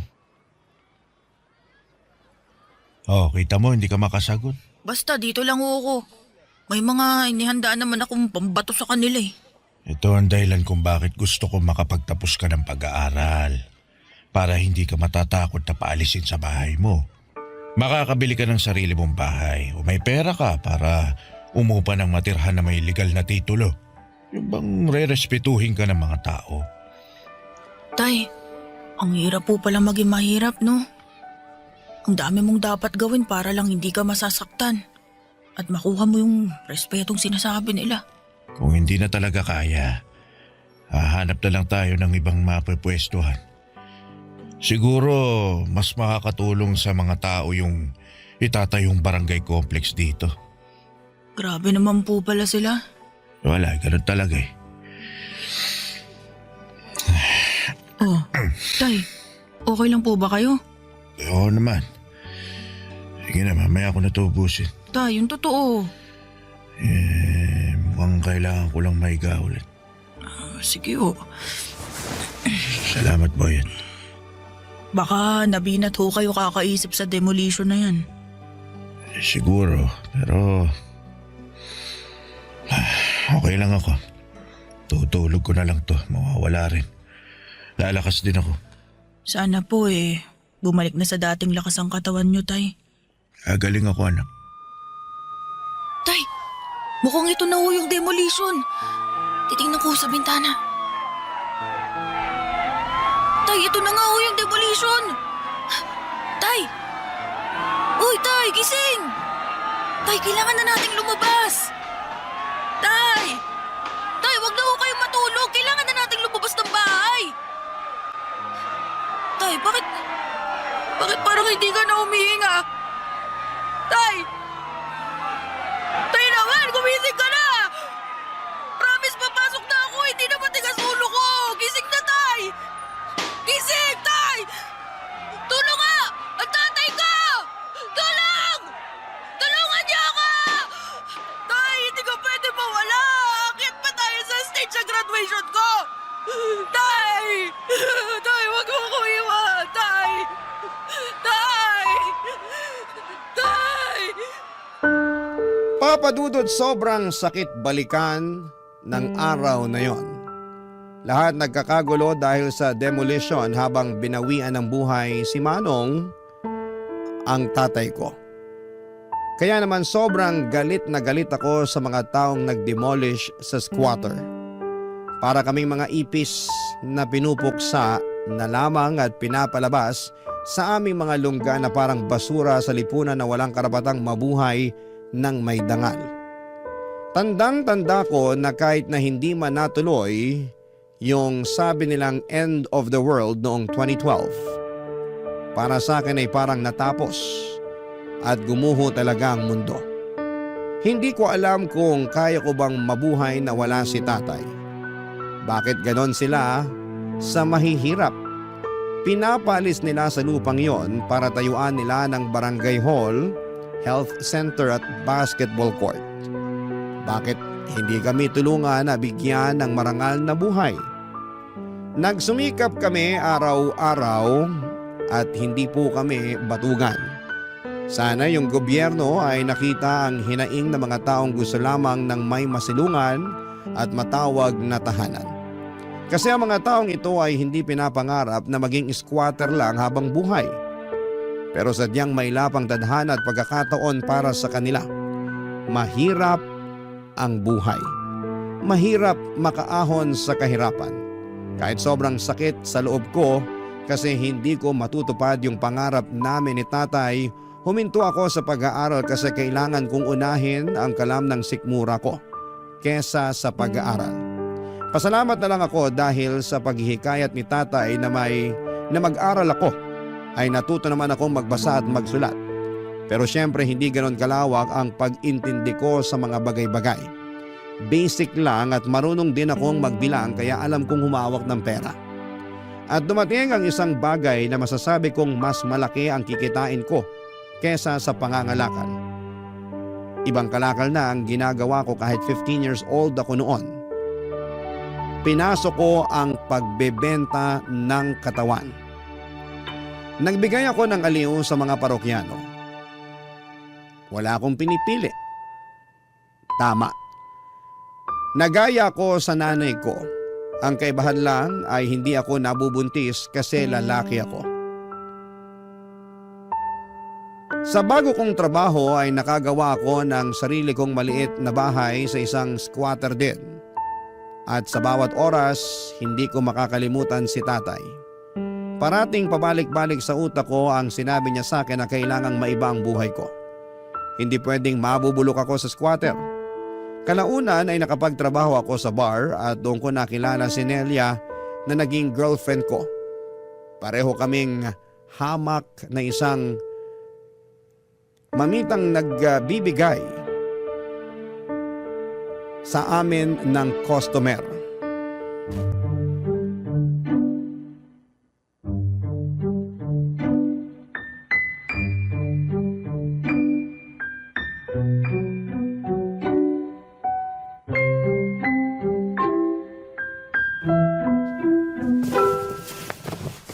Talagang ganyan ang susuotin mo? Masyadong maiksi naman, babe. Babe naman, parati mo na lang akong sinasaway. Sa trabaho natin, kailangan presentable tayo. Alam mo naman, puhunan natin ang ating mga mukha at katawan. Dapat maayos ang forma natin, no? Alam ko naman yun, pero sana... Ay nako, sana naman kaya ito mapupunta. Ayokong makipagtalo sa'yo, ha? Ay, ayokong malasin ang gabi natin. Nelia, hihingi sana ako sa'yo ng pabor eh. Ayan ka na naman. Gusto mo talaga maging manang ako sa harap nila?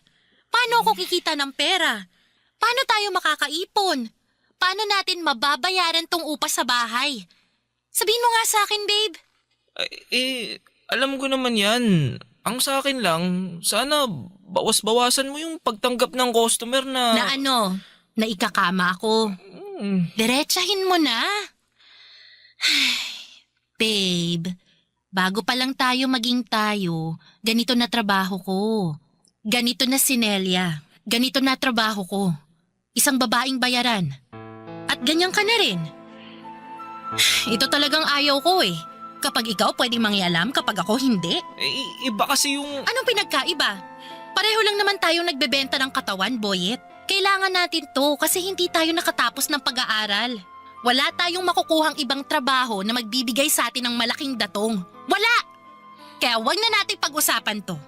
Ang mahalaga, mag-ingat tayo sa ginagawa natin. Pasensya na talaga. Hindi ko lang maiwasang magselos eh. Nako, hindi nakakain ng selos-selos na yan. At wag ka nga magselos. Trabaho lang naman lahat ng to eh. Parang artista. Aarte ka lang, paghusayan mo gaya ng gusto ng customer. Tapos, di ba ganyan din naman ang ginagawa mo?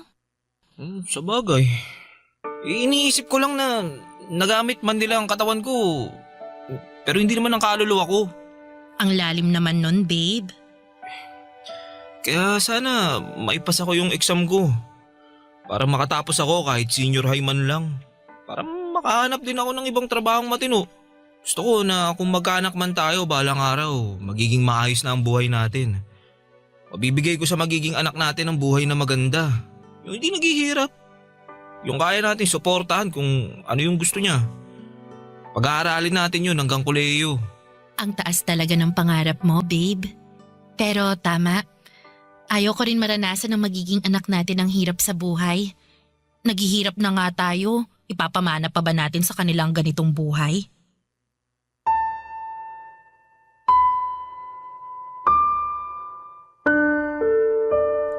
Papadudot na encourage ko si Nelia na mag-ALS. Sinubukan niya talaga, papadudot. Maraming beses na parang gusto na niyang sumuko pero parati ko pa rin siyang sinasabihan na para ito sa aming dalawa. Para pwede naming sabihin na may pinag-aralan kami. Pero dumating ang 2020, nagka-pandemic. Naging isang dagok ito para sa amin at maging sa mga kababayan natin. Naging mahirap ang buhay at nawalan kami ng customer kasi nga ay nasa bahay lahat ng tao. Ang daming restrictions. Pati ang ipon namin ay naubos dahil wala talagang trabaho. Naisipan ko na lamang kung talaga bang may Panginoon kasi puro pahirap na lamang ang naranasan ko. Nagsusumikap naman ako sa buhay pero parang ang hirap pa rin. Paano kaya kami magso-survive? Paano ang isang tulad naming dukha ang kakayaning mabuhay sa gitna ng pandemya na walang trabaho? Ang hirap talaga, papadudot. Nakakadurog ng puso ang sitwasyon, nakakapanghina ng loob na para bang inalisan na naman kami ng pagkakataong mabuhay. Ang hirap po maging mahirap at ang masakit ay maraming tao ang tingin sa amin ay palamunin. Nakapina lamang para sa ayuda at pasanin ng lipunan. Sa totoo lang po, papadudot. Gusto kong hingiin na sana'y magkapalit kami ng buhay para malaman niyang nagtatrabaho kami para mabuhay. Pero sadyang mailapang kapalaran sa kagaya naming salat sa buhay. Barangay Love Stories. Barangay Love Stories. Hindi naging maganda ang pagsasama naming dalawa dahil sa sitwasyon, papadudot. Ang hirap ng walang pera, walang customer, and mahirap ang buhay sa panahon ng pandemic. At dahil nga sa mga restrictions ay nawalan kami ng hanap buhay. Siguro'y hindi lang kami, marami sa ating kababayan. Sana nga ay yun na ang huling pandemic sa mundo. At dahil nga sa hirap ay parati kaming nag-aaway at mainit ang ulo. Totoong nakaka-high blood ang walang pera. Pero nang malift ang mga restrictions ay unti-unting bumalik ang lahat. Nagkaroon na ulit kami ng trabaho at magkahiwalay kami ng bar. Nagkikita na lamang kami tuwing umuuwi ng bahay at ang importante ay magkasama pa rin kami.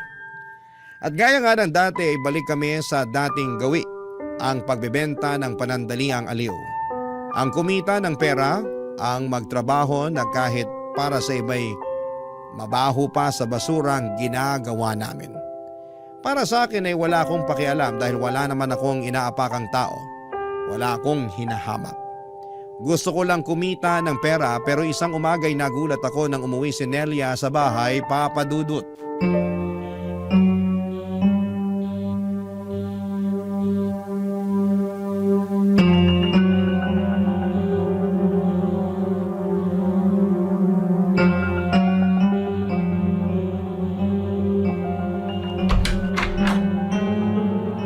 Babe! Babe, ano nangyari sa'yo? Teka, may mga pasa ka. Sino may gawa sa'yo nito, ha? Babe! Nakakatakot siya. Sinaktan niya ako. Sino? Ba't ganito ginawa niya sa'yo, ha? Yung customer ko. Matapos niya akong pabuyin, balak niyang hindi ako bayaran. Kaya umalma ako. Pero sinampal niya ako ng malakas. Tumilapon ako sa kama. Tinadyakan niya ako. Pinagsususuntok. Ang sakit. Ang sakit-sakit, babe. Hayop siya. Kilala mo ba yon? Hindi. Hindi ko kilala. Pero kapag nakita ko siya, mamumukaan kong demonyong yon. Bakit nangyari sa ito? Kung alam ko lang na ganun siya, hindi na ako sumama sa kanya. Ayoko na.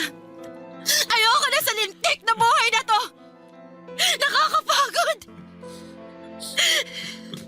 Pasensya ka na, Nelia. Kung nandun lang sana ako eh. Naipagtanggol sana kita eh. Ang dami nitong mga sugat at pasamo. Mawalang hiya talaga sila. Kahit noon pa man, kung sino pa yung angat sa buhay, sila pa ang may asal demonyo. Siguro nga, ito na yung panahon na ihinto ko ng ganitong trabaho. Ayoko na. Kaya, magsusumikap ako. Mag-aaral ako. Gusto ko makapagtapos para makakuha ng matinong trabaho na hindi yuyurakan ng pagkatao ko. Tama yan. Papangako ko sa'yo na balang araw. Ire-respeto tayo ng mundo. Hindi na tayo mamalitin. Hindi na tayo bababuyin. Magiging tao na ang tingin sa atin.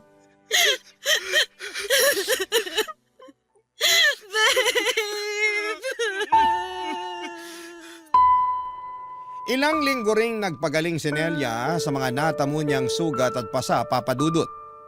Sobrang nakakagulat na may tao talagang gagawa ng ganon. Pasalamat na lang ako at hindi niya tinuluyan. Nakakasama pa rin ng loob, bagamat masaya pa rin ako dahil nakakasama ko pa rin ang babaeng mahal ko. Pareho kami nag-aral sa ALS hanggang sa graduate ako ng senior high school. Kaya hindi pa rin ako makaalis sa trabahong pagbibigay aliw, Papa Dudut. Kailangan ko pa rin ng pera para sa training ko bilang security guard. Sabi ko sa sarili ko na malapit na talaga at makakawala na rin ako sa kadena ng kahirapan. Pero nagkaroon ng problema. Nilagnat ako at ilang araw nang hindi ito gumagaling. Nagsilabasan na rin ang mga rashes sa aking katawan at ang lalapan ng ubo ko. Dahil sa halos hindi ako makapagtrabaho na ay napilitan akong pumunta sa health center. At natuklasan ko ang isang nakakagulat na katotohanan na ayaw kong marinig. Nang mga oras na yon ay parang nag-flashback lahat ng hirap na pinagdaanan ko. Ang iniwan ako ng aking ina, ang pangungutya ng tiyaheng ko kaya ako lumayas sa Cavite, ang pagiging palaboy sa lungsod, ang pagkupkup sa akin ni Tatay Manong, ang kanyang mga pangaral at pangarap na makapagtapos ako at maging security guard. Ang oras nang mawala siya sa buhay ko. Ang araw na akala ko'y mawawala na sa akin si Nelia dahil sa nangyaring pananakit sa kanya. Nasabi ko na lamang sa sarili ko na sa dinami-rami ng tao sa mundo ay bakit ako pa? Bakit sa akin pa nangyari ito?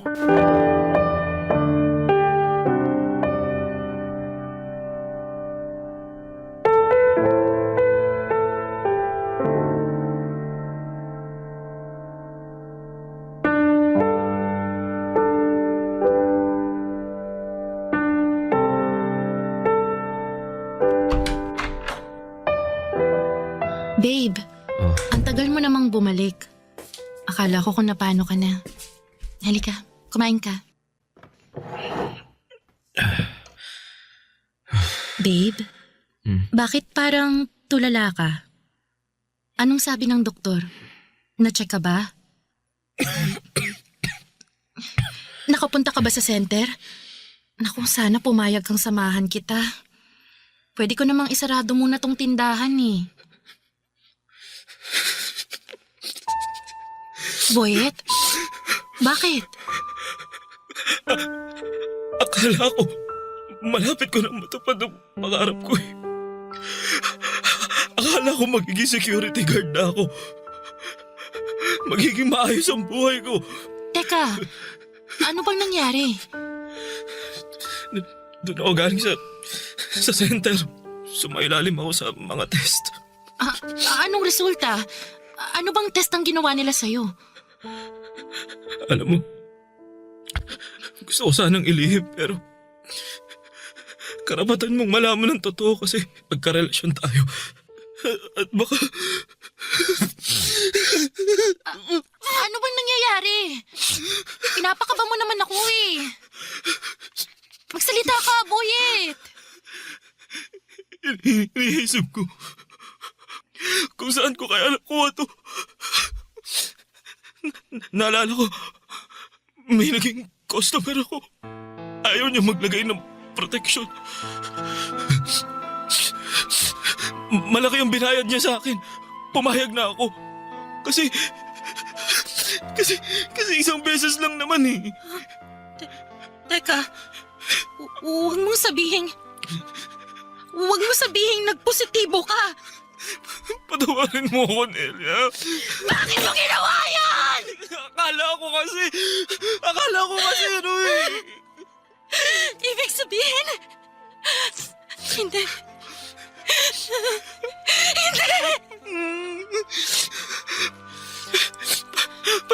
Patawad, Nelia. Patawad.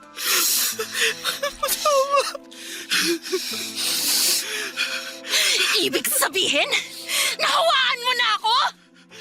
Boyet naman! Bakit ka pumayag makipagsiping na walang proteksyon?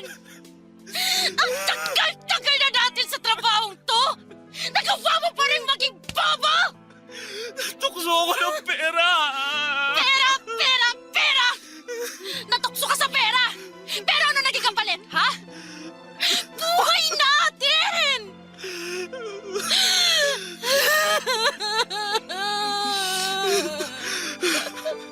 Ayoko, Boyet!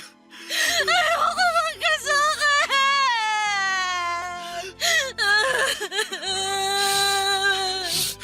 Ayoko magka-AIDS! Ayoko! Nelia, patawarin mo ko. Nindig ka! Eh, magagawa pa yung pagiging mo ng tawad! Alam ko hindi madali ito. Pero hirap na ako eh. At kasalanan mo yun! Tanga! Nelia! Nelia!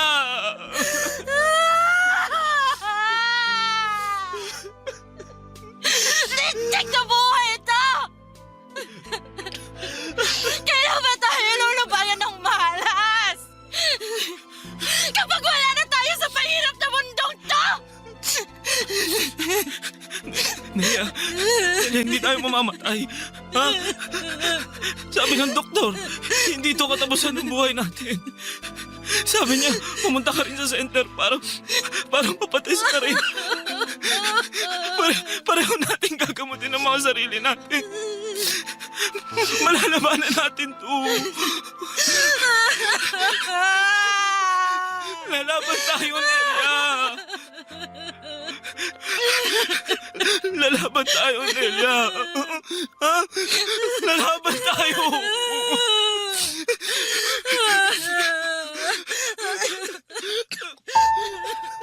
Parang teleserye ang naging buhay ko, Papa Dudut.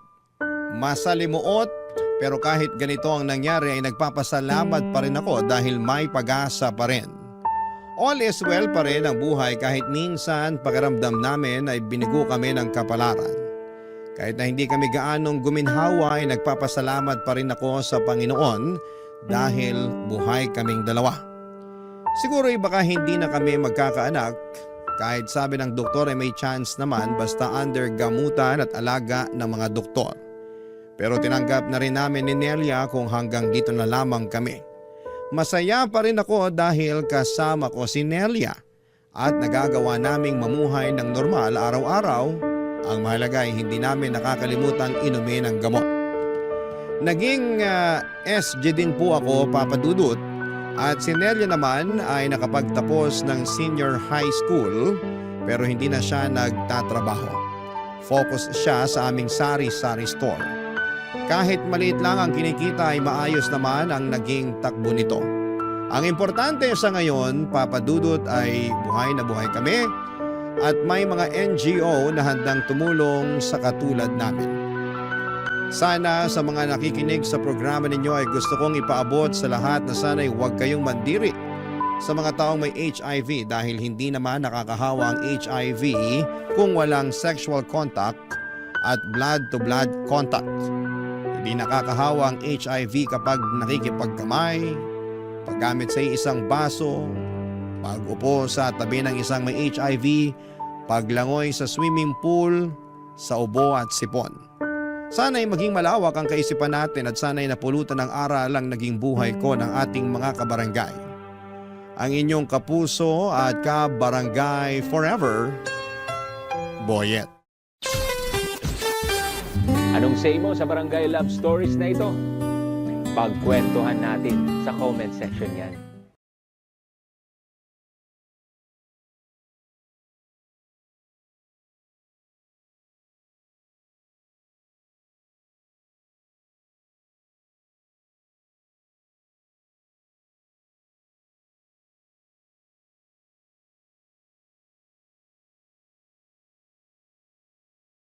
Barangay Love Stories. Love Stories. Ikaw kapuso, ano ang nararamdaman mo sa tuwing nakikita mo ang babaeng nagpapatibok ng puso mo? Dear Papa Dudut, kailan nga ba ang tamang panahon para sa pag-ibig? At sa tamang tao nga lang ba ito dapat maramdaman? Paano kung ang taong minamahal mo ay hindi ka gusto? At ang taong ayaw mo naman ang siyang habol ng habol sa'yo? Paano mo sasabihin sa isa na mahal mo siya at paano mo rin sasabihin sa isa na may mahal ka ng iba? It's complicated, ika nga nila. Lalo na at ang mamahalin mo ay hindi ka itinuturing na iba at kapatid lang ang tingin para sa'yo. Papadudot, itago mo na lamang ako sa pangalang Richie, 24 years old, isang bank teller. Isa ako sa mga avid listener mo at gustong gusto ko ang boses mo at kapag break time namin, tuwing tanghali ay kaagad akong nakikinig sa'yo. At kung sakali na hindi ko maabutan o mapakinggan ang programa mo ay pinakikinggan ko ito sa bahay, sa pag-uwi ko. Masayang malungkot ang buhay ko, Papa Dudut. Hindi ko tunay na kapatid at ina ang nagpalaki sa akin. 1 linggo pa lamang daw akong naipapanganak ay iniwan na ako ng nanay ko kay mama.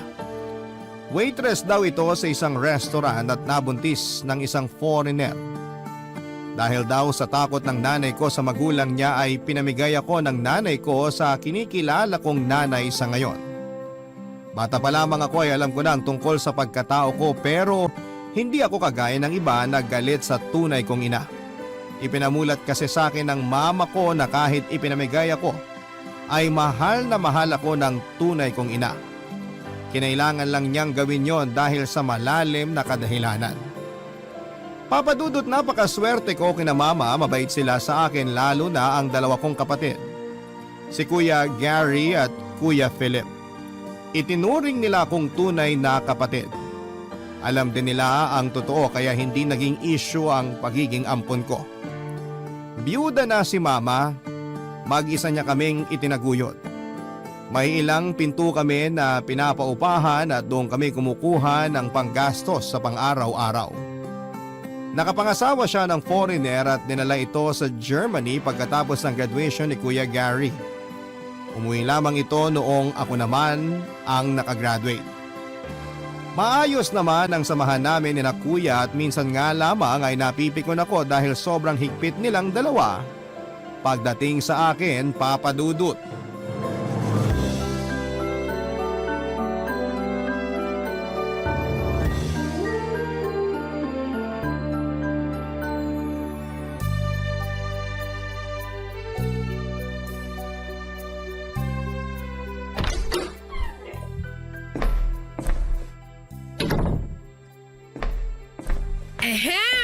Kuya Gary, mukhang nakipag-date ka na naman Hindi Nagkayayaan lang kaming magkakaibigan. Tsaka wala namang maganda sa opisina Ang mga babae ron kung di matanda may mga asawa na. Sus! Choosy ka lang siguro kaya ang tanda mo na wala ka pa rin girlfriend hanggang ngayon.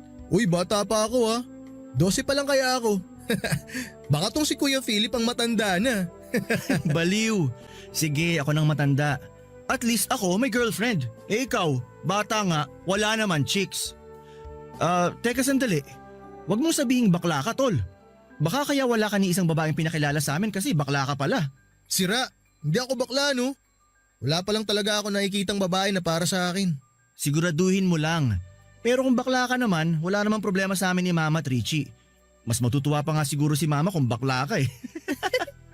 Oo nga kuya, umamin ka na. Maigi na yung ikaw na magsasabi sa amin ng totoo kaysa sa iba pa namin malalaman. Tigilan niyo nga ako.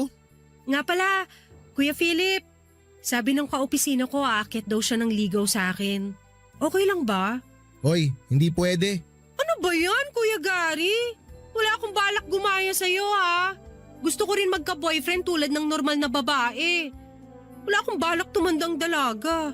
Kung gusto mong tumandang binata, ikaw na lang, wag mo kong idamay. Sige, dalhin mo dito sa bahay para makilala namin. Salamat, Kuya Philip. Kuya, bata pa si Richie, hindi pa dapat ligawan yan. 24 na si Richie, Gary. Hindi na bata yan. Isa pa, tapos na naman siya sa pag-aaral. Kaya wala akong nakikitang masama doon. Eh paano kung lokohin lang siya? O kaya naman babaero yung lalaking yun. Hoy Richie, turo mo muna sa akin yung lalaking yun ha, bago mo papuntahin dito.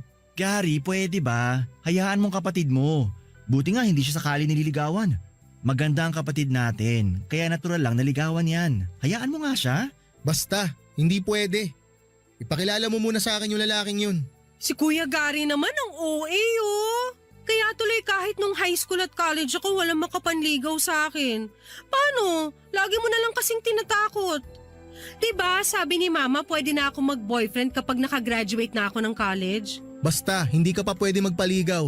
Tapos, Gary, hayaan mo na si Richie, malaki na siya. Siguro naman kaya niya ng sarili niya. Kailangan din niya ng inspirasyon. Huwag mo nang igaya sa'yo yung kapatid mo. Salamat, Kuya Philip! Ang bait talaga ng Kuya Philip ko. Hindi gaya ng iba dyan.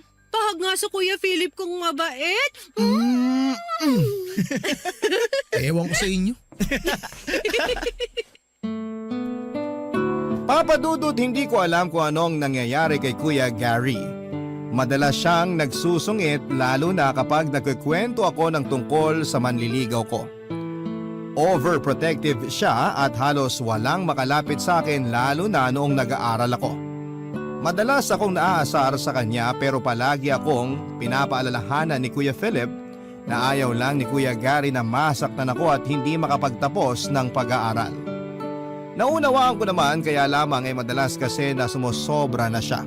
Kaya hindi ko maiwasan na hindi mainis sa kanya, Papa Dudut. Kahit na anong pag-unawa ang gawin ko ay hindi ko pa rin maintindihan ang kahigpitan niya, Papa Dudut. Malayong malayo ang ugali niya kay Kuya Philip. Hindi ito mahigpit at palagi lamang nagpapayo. Kaya siguro mas close ako kay Kuya Philip kesa kay Kuya Gary.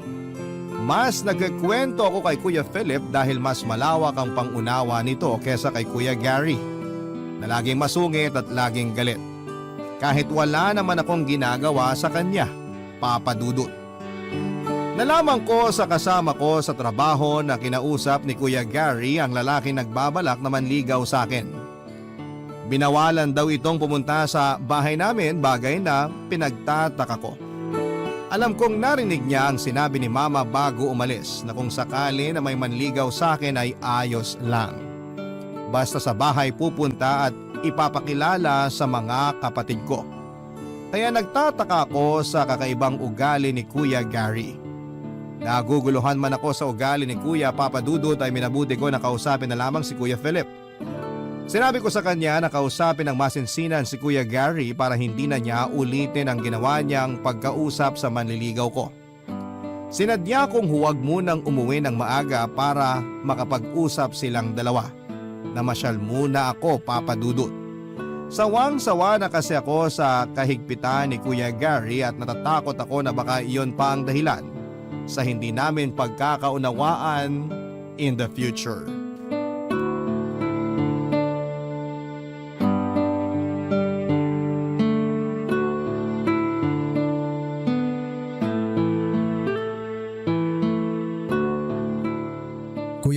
gabi na. Bakit wala pa si Richie? Dapat kanina pa siya nandito eh. Nagpaalam ba siya sa'yo? Oo, nagpaalam siya sa akin. Dadaan daw sila sa mall nung kasama niya sa trabaho. May bibilhin lang daw. Mamamasyal o makikipag-date? Tol, hayaan mo na yung kapatid natin. Malaki na yun, ano ka ba? Alam na nun ang ginagawa niya. Paano kung mapahamak siya? May magagawa ka ba? Kuya, alam mo naman na sa panahon ngayon delikado na ang lumabas-labas. Paano kung mapahamak siya? Kung makidnap siya? Huwag kang ang OA. Talo mo pa nagsiselos na boyfriend. Teka, huwag mong sabihin may gusto ka kay Richie. Wala akong gusto sa kanya. Ayoko lang mapahamak ang kapatid ko. Umamin ka sa akin. Kapatid mo ako. Wala dito si mama. Kaya kung may problema, dapat akong unang makaalam. Uy kuya, ano ka ba? Wala nga akong gusto sa kanya. Nagtataka kasi ako eh. Maganda ang kapatid natin, tisay, matangkad. Pero ni isa walang nangahas manligaw sa kanya nung high school at college. Hindi kaya ikaw ang dahilan? Masisisi mo ba ako kung sakaling magkagusto nga ako sa kanya? Ikaw na rin ang nagsabi, maganda siya. O bakit ikaw? Ni minsan ba hindi ka nagkagusto sa kanya? Ha? Hindi! Dahil kapatid talaga ang tingin ko sa kanya. At hindi naman siguro ako mag-girlfriend kung gusto ko siya, di ba? Kailan mo pa naramdaman na gusto mo siya? Hindi ko alam kuya. Siguro matagal na. Elementary pa lang ako, parang crush ko na siya eh. Lumalim na lang ng lumalim hanggang maramdaman ko na hindi na lang to basta crush. Ramdam ko ngayon kuya na mahal ko na siya. Sinubukan kong pigilan pero hindi ko kaya. Mahal na mahal ko talaga siya. Ngayon pa lang kalimutan mo na ang nararamdaman mo para sa kanya. Hindi magandang tingnan. Kapatid natin siya. Alam natin pareho na hindi natin siya tunay na kapatid kuya. Tsaka hindi ko kayang makita siya na may kasamang iba. Nagsiselos ako tuwing malalaman ko na may nagkakagusto sa kanya. Sa tuwing may naghahatid sa kanya. At oo, aaminin ko. Ako ang dahilan kung bakit wala ni isa na nangahas manligaw sa kanya. Dahil lahat sila tinakot ko. Lahat sila pinagbawalan ko. Walang pwedeng manligaw sa kanya dahil akin siya. Hindi siya sa'yo, Gary. Sa atin na siya lumaki at kulang na lang si mama na nagluwal sa kanya eh. Kalimutan mo nang nararamdaman mo para sa kanya. Hindi maganda kung sasamantalahin mo yun. Anong gusto mong gawin ko? Iwasan siya, ganon. Hindi ko gagawin yun kuya. Mahal ko si Richie at sasabihin ko sa kanya ang totoo. Nahihibang ka na ba? Alam mo na magagalit sa iyong kapatid mo kapag nalaman niya yan. Hindi ko nga siya kapatid kuya. Hindi ko siya kapatid. Kapatid mo siya. Yan ang itanim mo sa kokote mo. Ano na lang iisipin ni Richie kapag nalaman niya ang totoo? Na mapagsamantala ka. Alam mo na magagalit siya sa oras na sabihin mo sa kanya yan. Magalit na siya kung gusto niyang magalit. Ang mahalaga malaman niya ang totoo. Hirap na ako kuya. Mga bata pa lang tayo, alam ko na kung anong nararamdaman ko para sa kanya. Pinilit ko naman siyang iwasan eh. Kaya lang hindi ko magawa. Pinilit kong itago yung nararamdaman ko pero pilit pa rin kumakawala. Mahal ko siya kuya. Mahal na mahal ko siya. Pero Gary… Hindi mo na ako mapipigilan kuya. Magalit man siya sa sasabihin ko, ayos lang. Ang mahalaga sa akin, mapalaya ko na ang nararamdaman ko. Mapalaya ko na ang sarili ko. Hirap na ako kuya eh. Gusto kitang intindihin, pero paano kung wala siyang nararamdaman para sa'yo? Masasaktan ka lalo. Paano kung iwasan ka niya? Masaktan ako, masasaktan kuya. Tatanggapin ko kung ano man na maging desisyon niya. Tatanggapin ko ang galit niya. Lahat kuya, tatanggapin ko. Kung yun lang ang paraan para makalaya ako sa matagal ko ng kinikimkim na pagmamahal ko sa kanya. Hindi kita papayagan, Gary. Mahiya ka sa kapatid mo. Ilang beses ko bang sasabihin sa'yo kuya, hindi natin siya kapatid. Hindi man natin siya tunay na kadugo, tayo na nagpalaki sa kanya. Hindi matutuwa si mama kapag nalaman niya yan. Sa tingin mo ba matutuwa si Richie? Ha? Kapag nalaman niya yung nararamdaman mo para sa kanya? Habang maaga pa, kalimutan mo ng kalokohang mong yan. Dahil hindi kita hahayaan na gawin sa kanya yan. Wala ka nang magagawa. Hindi ikaw ang magdedesisyon. Si Richie. Hoy, Gary! Sandali! Papadudot, narinig ko ang mga pinag-usapan ni Kuya Philip at ni Kuya Gary. Nagulat pa si Kuya Gary noong lumabas ito. Tinanong ako kung may narinig ako pero nagkunwari akong walang narinig. Sinabi ko na lamang sa kanya na kadarating ko lamang at wala akong narinig. Papadudot, gulat na gulat ako sa mga narinig ko. Hindi man lang pumasok sa isipan ko na may gusto sa akin ang kapatid ko. Kaya pala walang nangahas na manligaw sa akin dahil kay Kuya Gary. Hindi ko man lang nahalata yon at akala ko noon ay sadya lamang overprotective siya sa akin.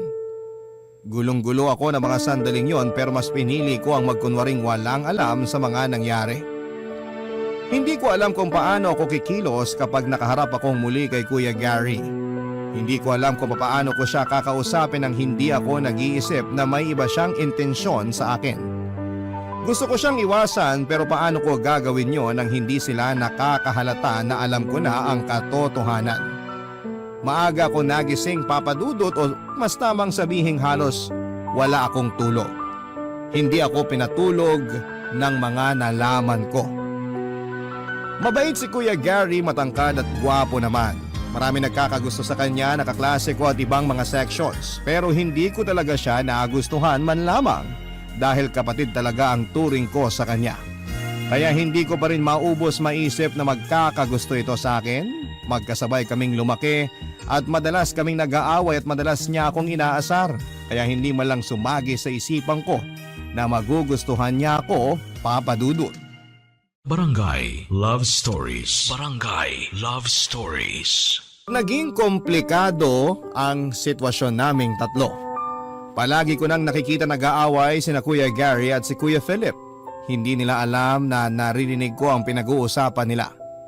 Hindi ko alam kung matatawa ako o maiinis sa kanila. Pero pinili ko na lamang na manahimik para hindi lalong lumaki ang gulo. Pero hirap na hirap din ako dahil naiipit ako sa kanilang dalawa.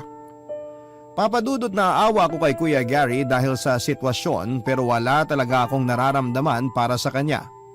Mataas ang tensyon sa pagitan ni Kuya Gary at Kuya Philip, Papadudot, at pareho silang tahimik at walang gustong maunang magsalita.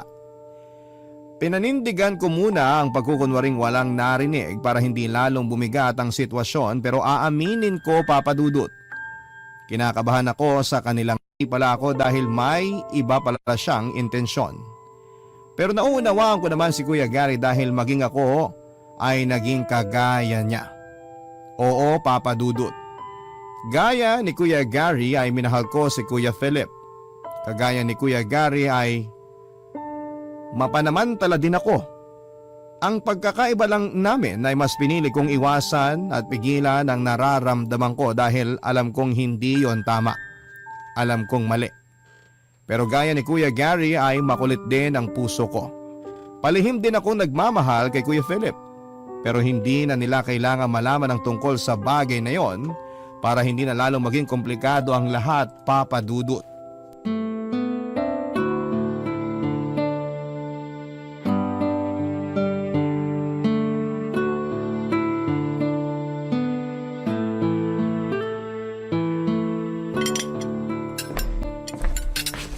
Kuya Gary, andyan ka na pala. Tara, kain tayo. Sige, salamat. Busog pa ako. Si Kuya ba? Nandito na? Wala pa, pero tumawag siya sa akin kanina. Gagabihin daw siya. Hindi daw siya dito kakain. Mabuti naman. May sinasabi ka, kuya? Wala. Sabi ko baka may date siya kaya wala pa siya dito sa bahay. Ah, siguro nga. Tara, kain tayo, kuya. Sabayan mo ako. Hindi na. Salamat na lang. Pwede ba tayo mag-usap pagkatapos mong kumain? Sige. Tungkol saan? Mamaya na lang. Tapusin mo muna yung pagkain mo. Tapos naman na ako. Ano bang pag-uusapan natin, kuya?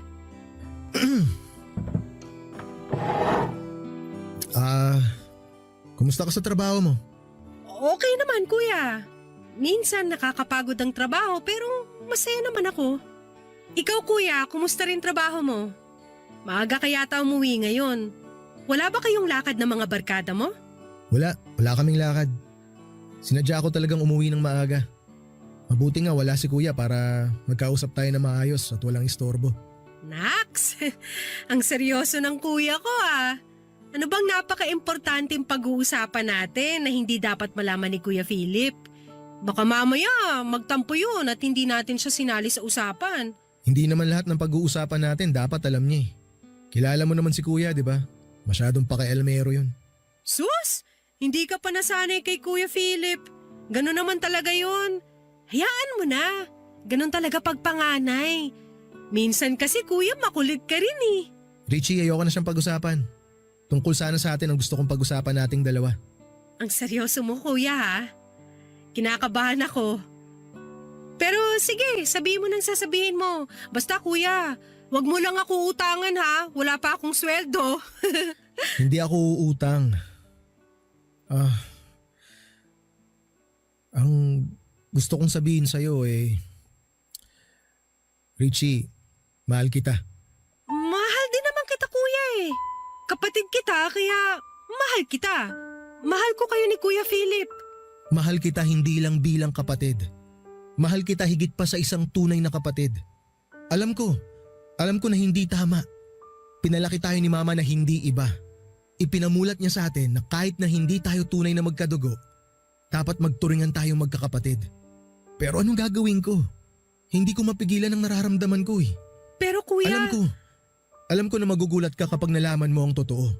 Pero gusto kong malaman mo na pinigilan ko naman ang nararamdaman ko para sa'yo eh. Pero hindi ko na kaya. Hirap na ako. Kuya, alam ko na masakit ang sasabihin ko pero kapatid lang ang tingin ko sa'yo.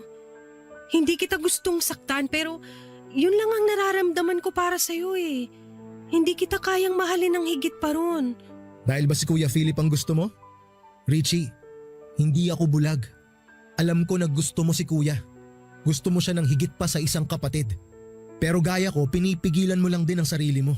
Hindi totoo yan! Wala akong gusto kay Kuya Philip! Talaga? Hindi ako manhid, Richie. Bakit? Ano bang meron si Kuya Philip na wala ako? Ewan ko sa'yo! Wala naman pala tayong mahalagang pag-uusapan. Mabuti pa matulog na lang ako. Itulog mo na lang rin yan, Kuya Gary. Sige, mauna na ako sa'yo. Maaga pa ako bukas. Teka, Richie, sandali. Good night, Kuya. Papadudot pagkatapos ng pag-amin ni Kuya Gary sa nararamdaman niya sa akin, ay pinilit kong umiwas sa kanya. Alam ko na alam niya ang dahilan. Pero sa halip na tumigil siya at kong ginagawa sa kanya at hindi ko na siya mayakap o mahalikan sa pisngi bago ako umalis. Nagaya ng nakasanayan ko ng ginagawa sa kanila ni Kuya Philip, Papadudot. Nagulo ang mundo ko sa ginawang pag-amin ni Kuya Gary sa akin. Ang daming nabuong sagot sa mga tanong ko. Kaya pala ganoon na lamang ang pagprotekta niya sa akin ni Kuya Gary, kaya pala sobrang higpit si Kuya Philip at mas mabait kumpara kay Kuya Gary. Easy go lucky kasi si Kuya Gary at parang walang balak magseryoso sa buhay. Samantalang si Kuya Philip naman ay seryoso at responsableng tao. Alam ko kung gaano kahirap ang nararamdaman ni Kuya Gary ngayon. Dahil pareho lang kami ng sitwasyon. Mahal ko si Kuya Philip pero hindi ako kasing tapang ni Kuya Gary na aminin ang katotohanan, Papadudot.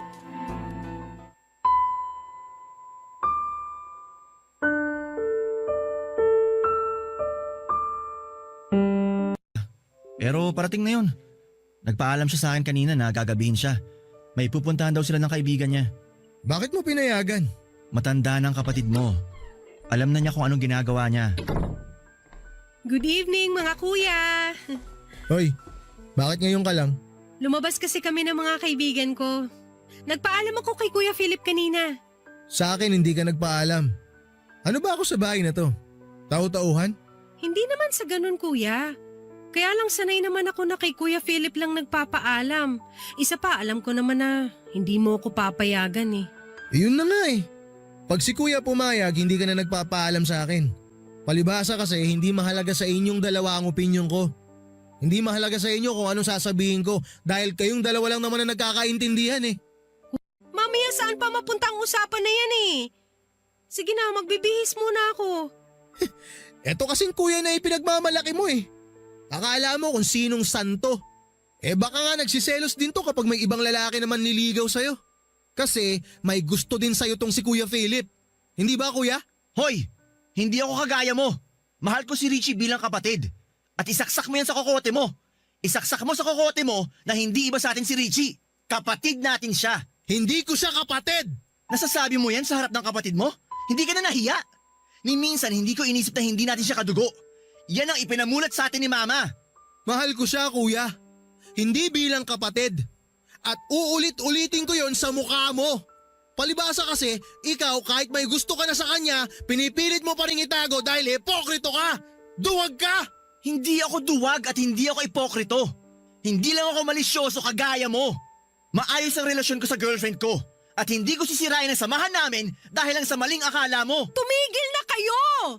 Kung ganyan ka ng ganyan, Kuya Gary, mapipilitan ako umalis sa bahay na to. Tatawagan ko si Mama. Isusumbong ko kayong dalawa. Talaga? Isusumbong mo kami? Alam mo, ikaw isa ka pa eh. Alam ko naman na gusto mo rin si Kuya Philip. Mas close kasi kayo kaya nahawa ka na sa kaipokritohan nito. Hindi ako tanga. At lalong hindi ako bulag. Nakikita ko kung paano kayo magtitigan ni Kuya. Alam ko kung anong nararamdaman mo para sa kanya dahil yan din ang nararamdaman. Walang kakwenta-kwenta pinag-aawayan nyo.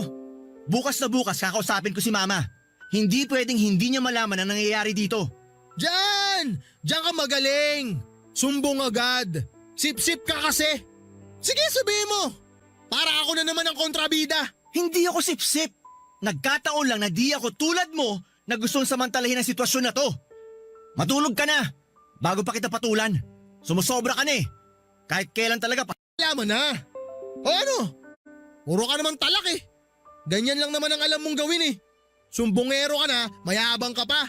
Masyado kang bait-baitan! Sobrang pabibo mo kay Mama! Para ako na naman ng masama! Alam ko na yan! Style mo, bulok! Kapal na mukha mo! Ikaw ang Sira makapal ulo ka! Walang hiya ka! Akala mo palalagpasin ko to? Hindi! Kuya Gary, tumigil ka na! Sige! Kala mo di kita papatulan ha! Hindi po... Dalawa dahil sa akin. Hindi ko na alam ang gagawin ko. Tumawag ako kay Mama para sabihin ang lahat at nag-alala si Mama at gustong kausapin si Kuya Gary para pagalitan. Pero pinigilan ko siya at sinabi ko na lamang na mas maigi kong lilipat na lamang muna ako ng bahay para hindi lalong magkaproblema. Masakip na ang bahay namin para sa aming tatlo at hindi laging maiiwasan ang bangayan o away. Lalo na at alam na naming pare-pareho ang totoong nararamdaman ni Kuya Gary sa akin, Papa Dudut. Aaminin ko, Papa Dudut, na matagal na akong may gusto kay Kuya Philip. Pero pinilit kong iwaksi yon dahil alam ko na hindi tama. Na mali ang nararamdaman ko. Alam ko rin na hindi kami tunay na magkapatid kaya kung tutuusin ay pwede ko siyang mahalin. Pero iniisip ko ang sasabihin ni Kuya Gary. Noong sinabi ni Kuya Gary na may gusto sa akin si Kuya Philip, may kung anong saya ang naramdaman ko. Pilit kong itinago ang nararamdaman ko dahil ayokong makasakit ng damdamin. Gusto kong paniwalaan ang sinabi ni Kuya Gary na may gusto sa akin si Kuya Philip pero sa totoo lang ay wala akong nakikita o nararamdaman na nagkakagusto siya sa akin. Basta mang sabihin na ako ang may gusto kay Kuya at hindi si Kuya ang may gusto sa akin. Bagay na nararamdaman ko, Papa Dudut. Barangay Love Stories. Barangay Love Stories. Si Mama na umalis ako ng bahay. Bagkos ay nag-decide siya na ayusin na lamang niya ang papeles ko para sumunod ako sa kanya doon. Sinabi ko kay Kuya Philip ang lahat ng mga sinabi ko or sinabi ni Mama sa akin. At biniling ko din sa kanya na huwag sasabihin kay Kuya Gary dahil baka pagsimulan na naman ng awa yon. Nakakatawang nangyari sa amin, Papa Dudut, dahil para kaming boomerang. Gusto ako ni Kuya Gary pero hindi ko siya gusto. Gusto ko si Kuya Philip pero si Kuya naman may mahal ng iba. Sana si Kuya Gary na lamang din ang minahal ko para hindi na naging mahirap ang lahat. Alam ko naman na papayag si Mama kung sakali kaya nga lang ay wala talaga akong nararamdaman sa kanya. Papa Dudut, habang tumatagal ay lalong nagiging magulo ang sitwasyon naming tatlo. Si Kuya Gary madalas akong sinusundo sa trabaho. Bakod na bakod ako. Hindi ko naman magawang tumanggi dahil baka kung ano ang isipin niya.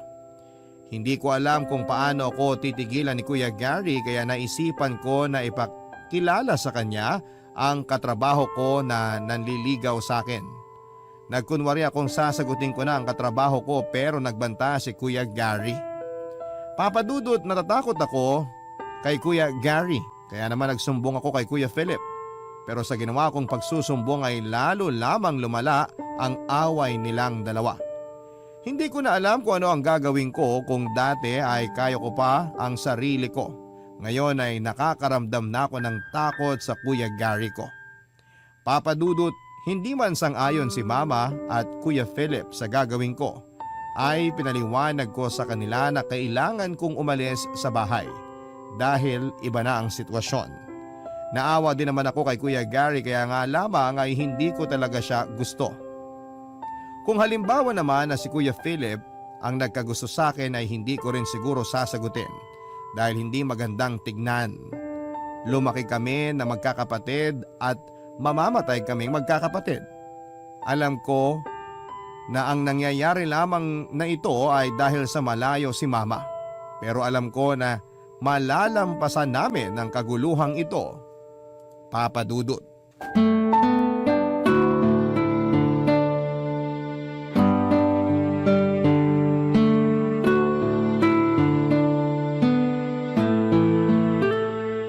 Pwede ba tayo mag-usap? Habang wala pang Kuya Gary mo? Tungkol saan, kuya? Sinabi sa akin ni Gary na may gusto ka raw sa akin. Maniwala ka kay Kuya Gary. Alam mo naman yun. Gumagawa na naman ng kwento para lang lalo tayong gumulo. Mabuti naman. Dahil ayoko nang dagdagan pa ang problema. Problema lang pala sa tingin mo kung totoo nga ang sinasabi ni Kuya Gary. Richie, kung totoo man yun ngayon pa lang pigilan mo na. Masasaktan ka lang. Sa'yo pa talaga nang galing yan? Ang yabang mo naman, kuya. Ano naman kung masaktan ako? Ang mahalaga alam mo ang nararamdaman ko. May girlfriend na ako. Bakit kuya? Porke ba may girlfriend ka na hindi na kita pwedeng mahalin? Richie, hanggat maaga kalimutan mo nang tungkol sa bagay na yan. Paano kung ayaw kong gawin ang sinasabi mo? Pwede ba? Huwag kang makulit. Kay Gary mo na lang ibaling ang pagtingin mo. Tsaka huwag mo nga ako pinaglololoko. Kuya, seryoso ko. Sa totoo lang, kung ikaw ang nagsabi na may gusto ka sa akin, baka pumayag ako. Wala talaga akong nararamdaman para kay Kuya Gary eh.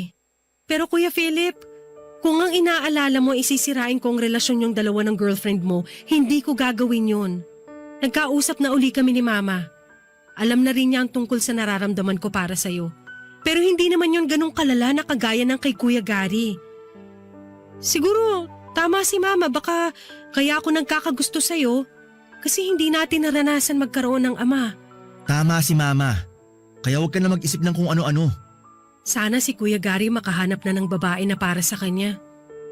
Kasi kung nagawa kong iwasan ang nararamdaman ko para sa'yo, malamang si Kuya magagawa niya rin yun. Siguro, sana. Pero baka hindi rin niya agad magawa. Dahil kita ko kung gaano kanya kamahal.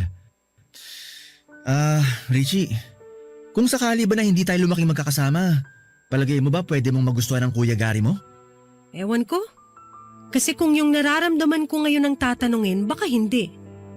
Ewan ko ba kuya, mabait naman siya eh, kaya lang wala talaga akong nararamdaman para sa kanya. Alam mo, sa totoo lang, naawa ko sa Kuya Gary mo. Kasi sa sobrang pagmamahal niya sa'yo, nagagawa niyang manira ng tao. Alam mo ba na kinausap niya ang girlfriend ko at sinabi na bantayan ako dahil baka raw humanap ako ng iba. Grabe na talaga si Kuya Gary. Minsan hindi nag-iisip. Hindi naman siya dating ganyan eh. Kung may kakilala nga lang ako na pwede kong ireto kay kuya, ginawa ko na. Kaya lang may mga asawa na yung mga kasama ko sa bangko. Ako din eh. Wala rin akong kakilala. Teka, bakit kaya wala pang kuya mo? Baka mamaya lasing na naman yun. Hayaan mo na lang muna si Kuya Gary. Baka nagtatanggalan ng kurta ng utak yun. Sana babalik na yung dati nating samahan, no? Para masaya na uli tayo. Wow! Mukhang seryoso usapan niyo ah. Anong ganap? Kayo na bang dalawa? Magsyota na ba kayo? Oh, lasing ka na naman. Hindi ako lasing. Nakainom lang. Congrats nga pala kuya. Ano? Sasabihin ko na ba sa girlfriend mo na may syota ka ng bago? Na kayo na nito ni Richie? Ha? Natawagan ko na ba siya? Pwede ba kuya umayos ka? Hindi makitid ang utak namin ni Kuya Philip, alam namin kung saan kami dapat lumugar. Talaga? So ako makitid ang utak ko, ganon. Makitid ang utak ko dahil minahal kita. Yun ba ibig mong sabihin? Ha? Wala akong sinabing ganyan. Hoy, hindi ako tanga. Alam ko na yung mga galawang ganyan. Siguro may nangyari na sa inyo ni Kuya, no? Oh, Richie! Hindi ako kasing baba ng tingin mo, Kuya Gary. May delikadesa ako. Oo, inaamin ko mahal ko si Kuya Philip. Gusto ko siya. Pero ni minsan, hindi niya sinamantalang pagkakataong yon. Hindi niya ako binastos. Inunawa niya ako. Bakit ba kasi siya pa? Bakit hindi na lang ako? Mahal na mahal kita. Ako na lang ang mahalin mo. Pangako hindi kita sasaktan. Susundin ko lahat ng gusto mo, magbabago ako. Hindi na ako iinom ng alak, hindi ko naaawahin si Kuya. Pagbigyan mo lang ako. Gary, tama na. Mabuti pa magpahinga ka na. Bukas na lang kayo mag-usap ng kapatid mo. Hindi ko nga siya kapatid! Huwag kang makialam dito! Palibhasa kasi hindi ikaw ang nasa katayuan ko, kaya ganyan ka na lang magsalita. Mahal ko si Richie, mahirap bang intindihin yon? Richie, parang awa mo na. Mahal na mahal kita. Bitawan mo nga yung kamay ko, Kuya Gary.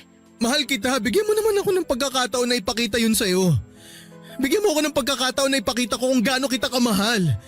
Sige naman na, Richie. Please. Kuya, pwede ba? Tigilan mo nga ako. Ilang beses ko bang sasabihin sa'yo na wala akong nararamdaman para sa'yo? Magpahinga ka na. Lasing ka lang eh. Sige na kuya, bukas na tayo mag-usap. Halika na. Ihatid na kita sa kwarto mo. Bukas na kayo mag-usap ni Richie. Kuya, tulungan mo naman ako. Mahal ko talaga si Richie. Kuya, sabihin mo naman sa kanya. Sabihin mo sa kanya para maniwala siya. Tulungan mo naman ako, kuya. Halika na sabi eh. Lumakad ka. Halika na. Kuya. Kuya, mahal ko si Richie, kuya. Kuya. Papadudot dahil sa mga nangyari ay nag-decide akong lumipat ng bahay pansamantala. Lumipat ako sa isa sa mga bakanting bahay na paupahan ni Mama. Nasa isang compound din kami, ayaw kasing pumayag ni Mama na malayo ako sa mga kapatid ko. Gusto niya na mababantayan pa rin ako ng mga kapatid ko. Ang pagkakaiba nga lamang ay wala kami sa iisang bubong. Hindi na ako maiilang sa tuwing uuwi si Kuya Gary. Makakakilos ako ng maayos na walang inaalalang tao. Kahit na hindi ko gusto na umalis sa bahay ay ginawa ko pa rin. Dahil alam ko na yon lamang ang paraan para makaiwas ako kay Kuya Gary. Papadudot palagi pa rin nakabantay sa akin si Kuya Gary. Natatakot man ako sa kanya ay hindi ako nagpapahalata. Madalas kong kausap si Kuya Philip at alam ko na lalong ikakagalit ni Kuya Gary kapag nalaman niya na nag-uusap kami ni Kuya Philip. Pero natatakot na ako kay Kuya Gary, Papadudot. At si Kuya Philip lang ang alam kong pwede kong takbuhan. Kahit na inamin ko sa kanya na mahal ko siya ay hindi niya yon sinamantala. Nakita ko na tunay na kapatid lang ang turing niya sa akin, Papadudot. Matagal kong pinaglabanan ang nararamdaman ko kay Kuya Philip. At napagtagumpayan ko yon. Maayos man ang pamilyang napuntahan ko, ay may mga pagkakataon na hindi ko pa rin maalis sa isipan ko ang tunay kong nanay. Kahit na sabihing masaya naman ako sa buhay ko ngayon ay parang may kulang. Parang bigla ko naisip kung ano kaya ang itsura ng nanay ko. Kung nasaan na siya. Kung ilan na ang kapatid ko, ang daming tanong na biglang pumasok sa isipan ko tungkol sa tunay kong pagkatao. Pero hindi ko na inalam uli kay Mama ang tungkol sa tunay kong ina. Hindi raw ito nag-iwan man lang ng picture dahil katwiran daw nito ay para mukha na lang ni Mama ang isipin ko na nanay ko. At makakagulo lamang daw sa akin pagdating ng panahon kapag naisip kong hanapin siya. Ayaw daw nitong magkaroon ng anumang kaugnayan sa akin. Masakit sa akin, Papadudot, pero wala naman ako magagawa. Siguro ay tama na rin na wala na nga akong alam tungkol sa tunay kong ina.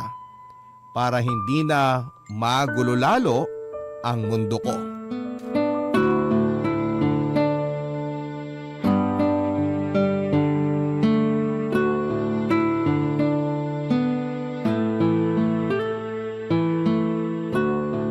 Kuya, nakausap ko na si Mama. Mukhang mapapabilis ang pag-alis ko. Gusto ko nga sana makausap si Kuya Gary ng maayos. Kailan daw ang alis mo? Baka bago magpasko wala na ako rito. Sigurado malulungkot ang Kuya Gary mo. Alam mo, sa totoo lang, naawa ko sa kapatid natin na yun eh.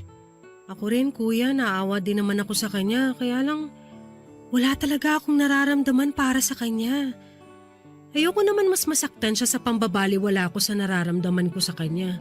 Gabi-gabi ko ngang pinagdadasal na sana maging maayos na si kuya. Kaya nga eh. Mabuti pa siguro ayayin natin ng kuya mo na mag-outing. Matagal na nating di nagagawa yun eh. Magbakasyon tayo. Yung tayong 3 lang. Tapos mag-usap tayo ng maayos. Yung hindi nagbabangayan. Gusto ko yan kuya. Teka, asa ba si Kuya Gary? Huwag mo sabihin nagiinom na naman. Hindi na maganda yan. Nasa kwarto, nagmumukmok. Kinausap kasi namin siya ni Mama. Nag-video call kagabi. Anong sabi ni kuya? Naniwala ba? Siguro kasi maayos naman ang paliwanag ni Mama. Biniro pa nga siya eh. Hahanapan daw siya ni Mama ng foreigner doon. Yung blonde daw, kaso ayaw. Ipinipilit talaga na ikaw ang gusto eh. Sabihin mo nga sa akin, ano ba pinakain mo doon? Ang pangit mo naman. Ano kaya nagustuhan ng kuya mo sa'yo, no? Maganda ako, no? Mas maganda pa nga ako sa girlfriend mo eh.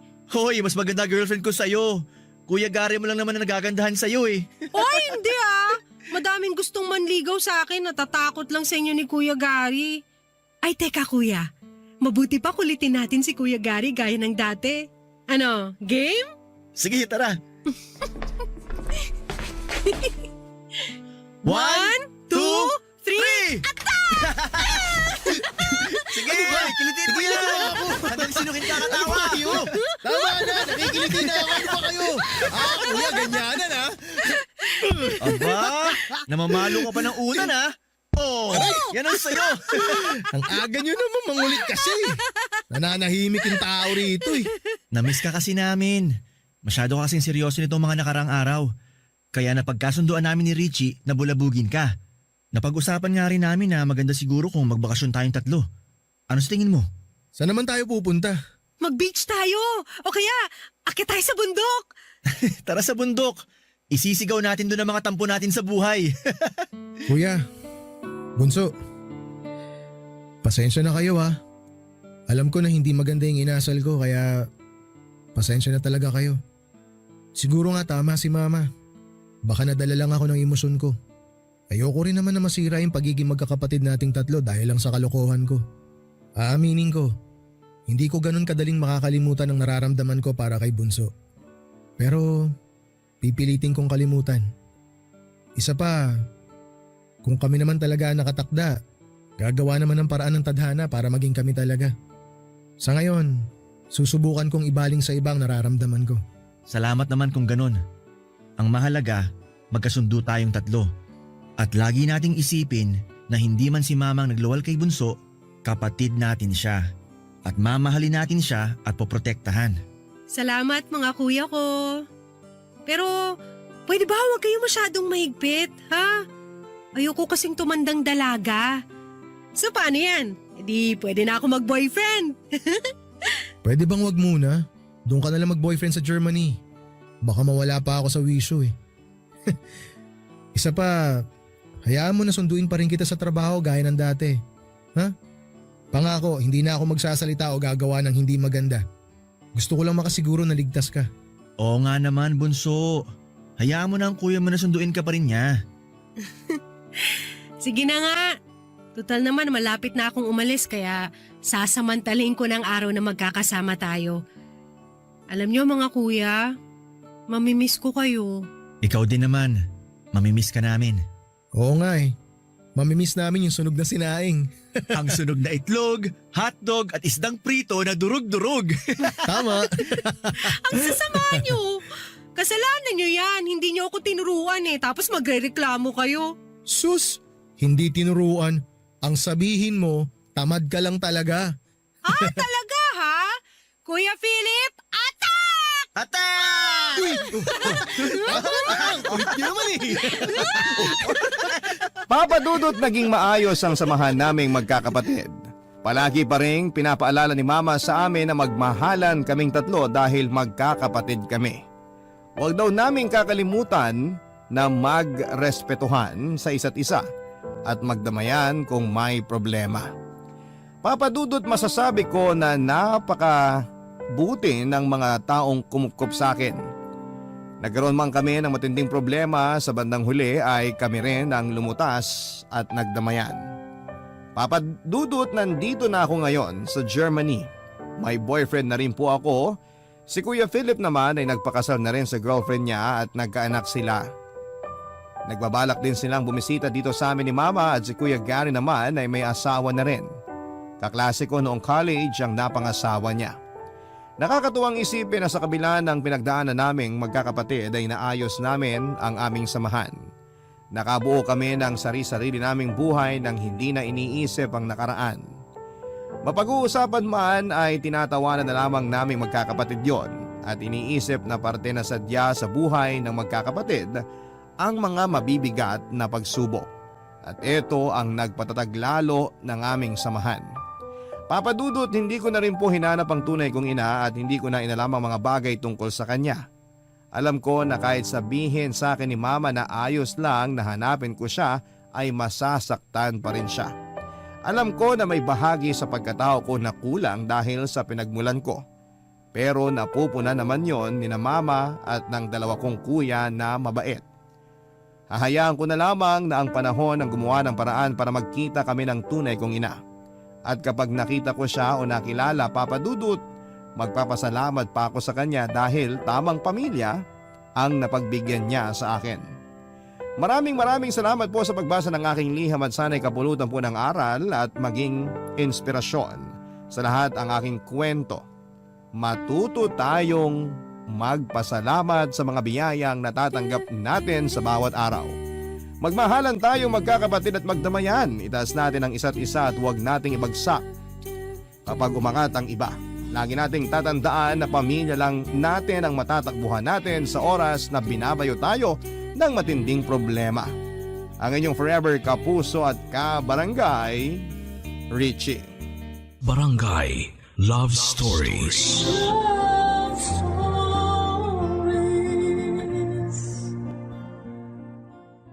Barangay LS 97.1. 97.1. Number 1. Forever. Kabarangay, i-share mo ang iyong barangay love stories. Sabay-sabay nating pakinggan ang iyong kwento ng pag-ibig, buhay at pag-asa. Ipadala lang sa barangaylovestories@yahoo.com. Ang mga kwento ng pag-ibig, kwento ng buhay at kwento ng pag-asa dito sa Barangay Love Stories. Love Stories.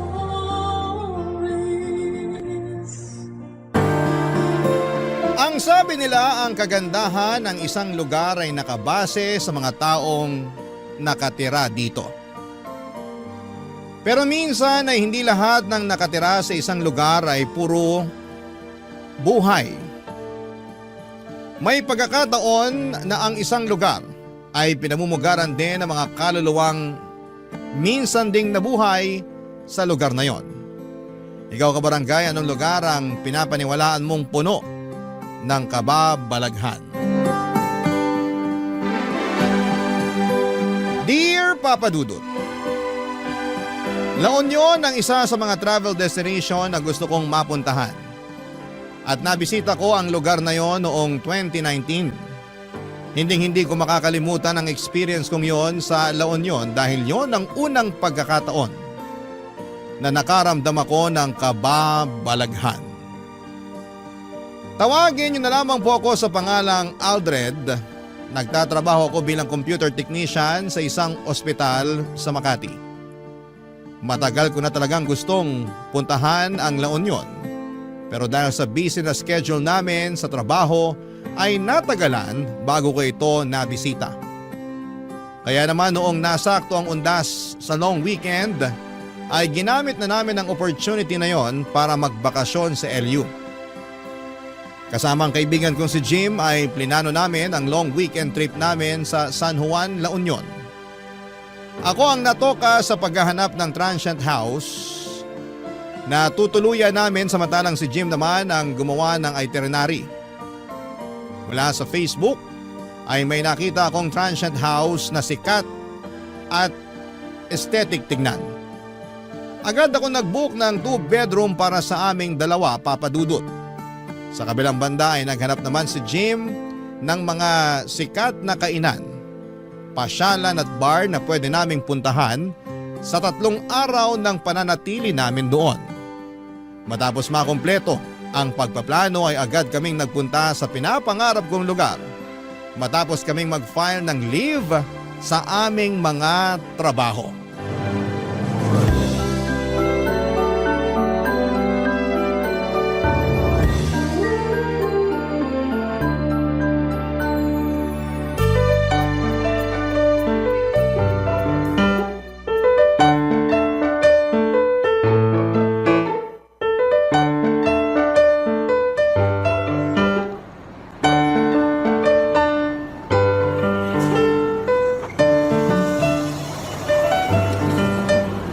Anong sabi ni Aldred?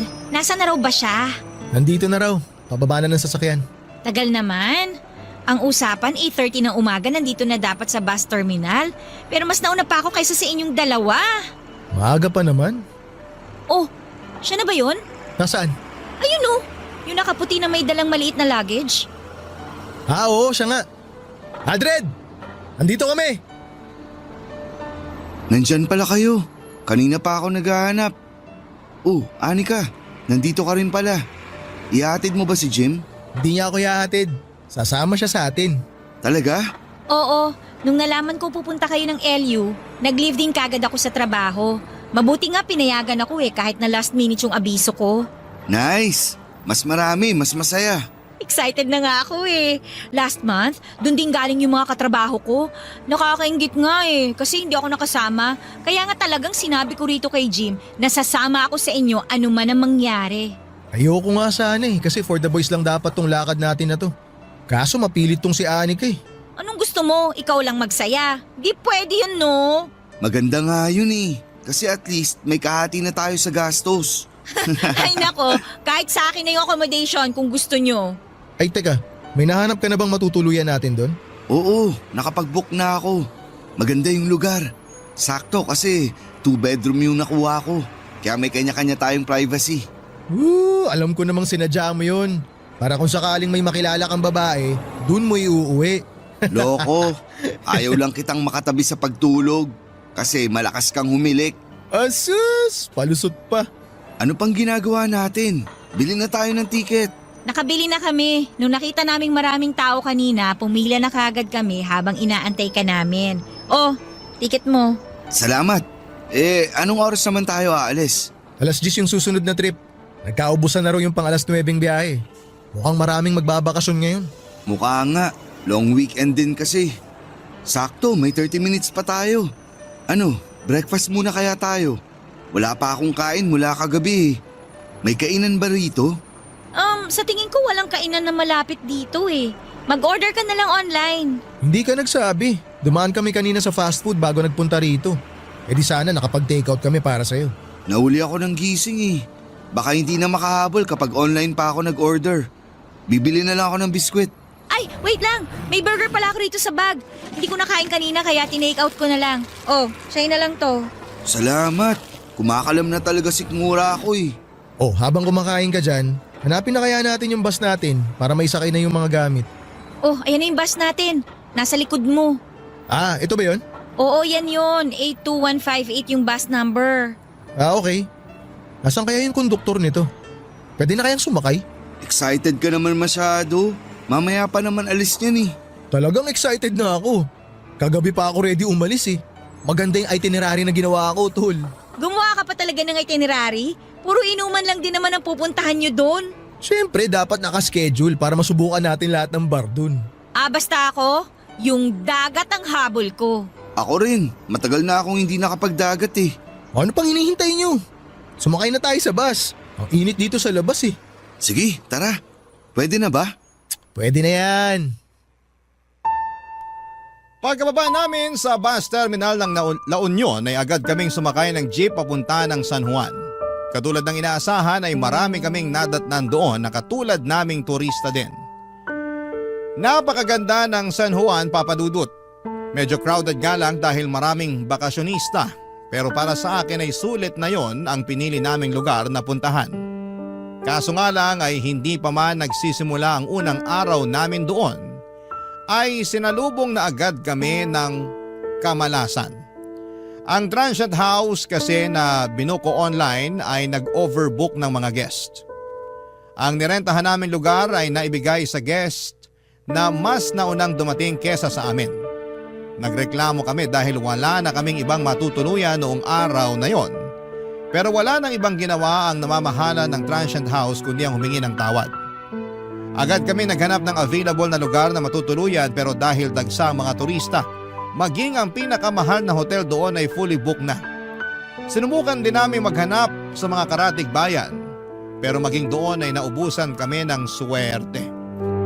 Pagod, kulang sa tulog at mainit ang ulo. Muntik nang masira ang bakasyon namin dahil sa mga nangyari. Pero kahit na ganoon ay hindi ko hinayaan ang pagkakataon para lamang masayang ng isang pagkakamali. Ipinagpatuloy namin ang original plan namin. At kahit bit-bit ang mga maleta namin ay pinuntahan namin ang mga lugar na plano naming puntahan, Papa Dudut.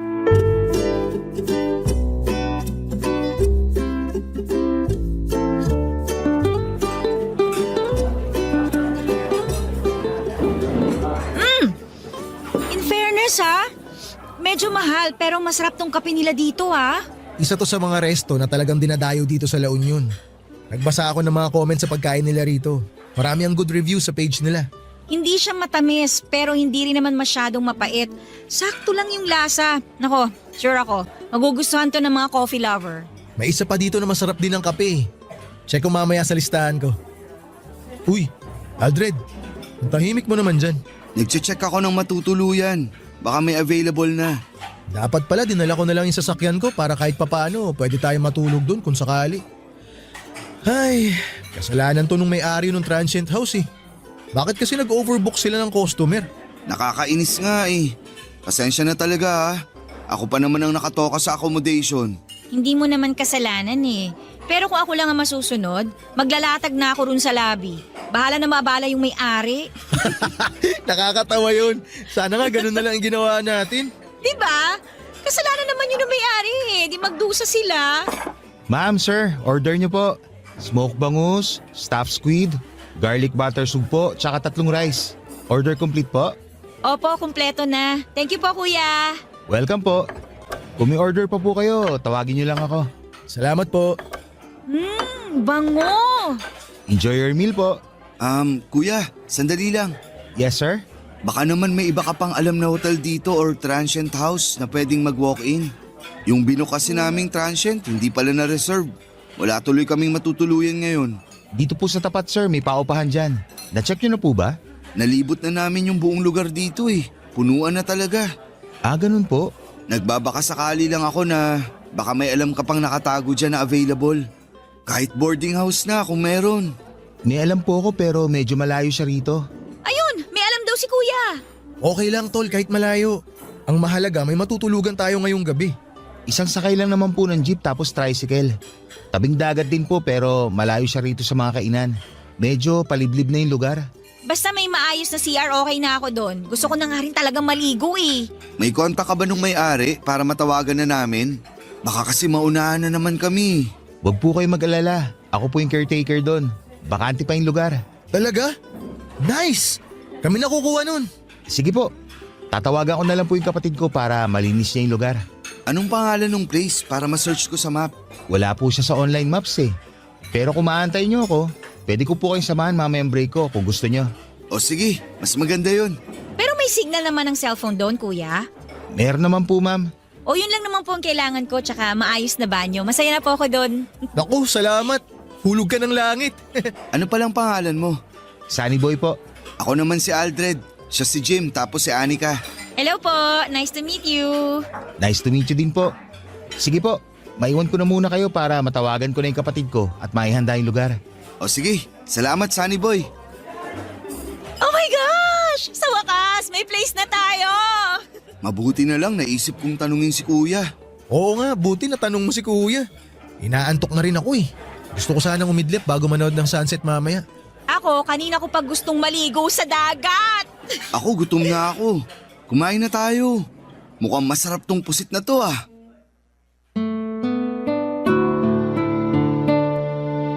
Papadudod, sinamahan kami ni Sunny Boy sa transient house na tinutukoy nito sa kalagitnaan ng kanyang break. Medyo looban nga ang lugar at malayo sa kabihasnan. Pero kahit na ganoon ay wala na kaming karapatang magreklamo dahil yun na lang talaga ang choice namin para may matuluyan kami noong araw na yon. Pagkarating namin sa transient house ay medyo hindi ko inaasahan ang itsura nito. Para itong old house na naisip nilang gawing paupahan. Hindi mo aakalain na transient ito dahil parang matagal na panahon nang walang nakatira doon. Mura lang naman ang singil sa amin ni Sunny Boy sa 3 araw na pananatili namin doon kaya hindi rin kami talo kung sakali. Bukod sa itsura nito ay wala na akong ibang maipipintas sa lugar.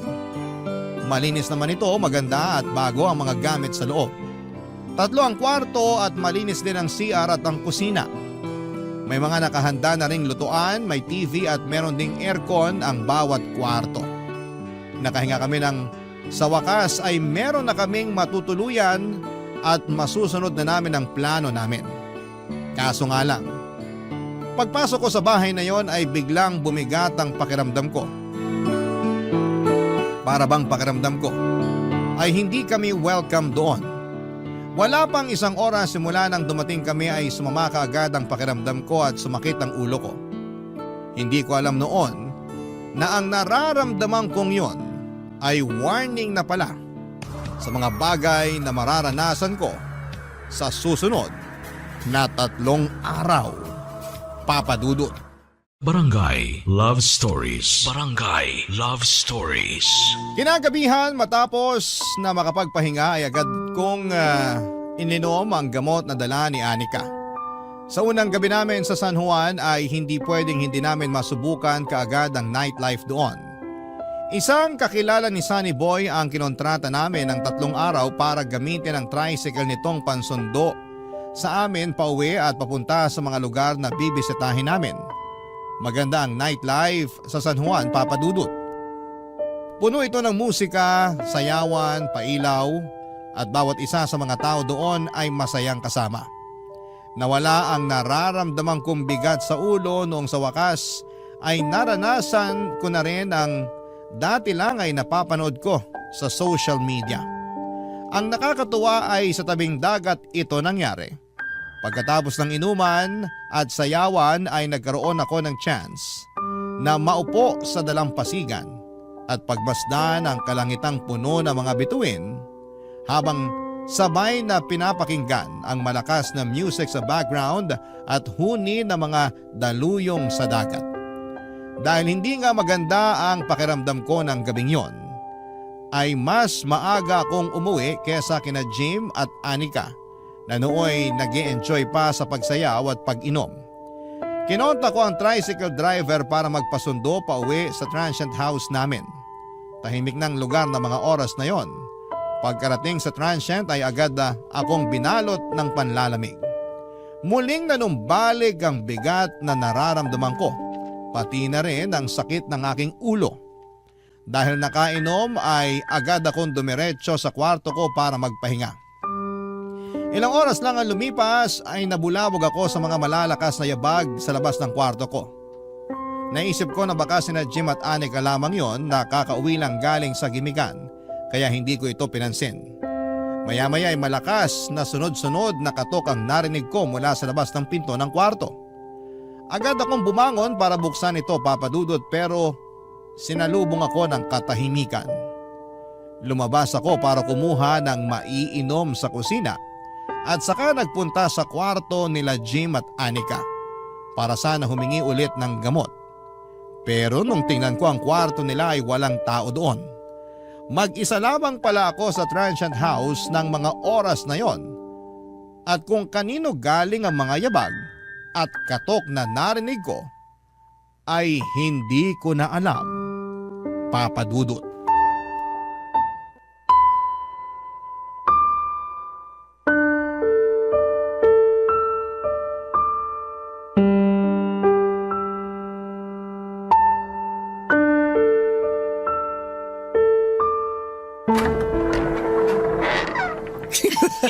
Di ba? Grabe, ang saya!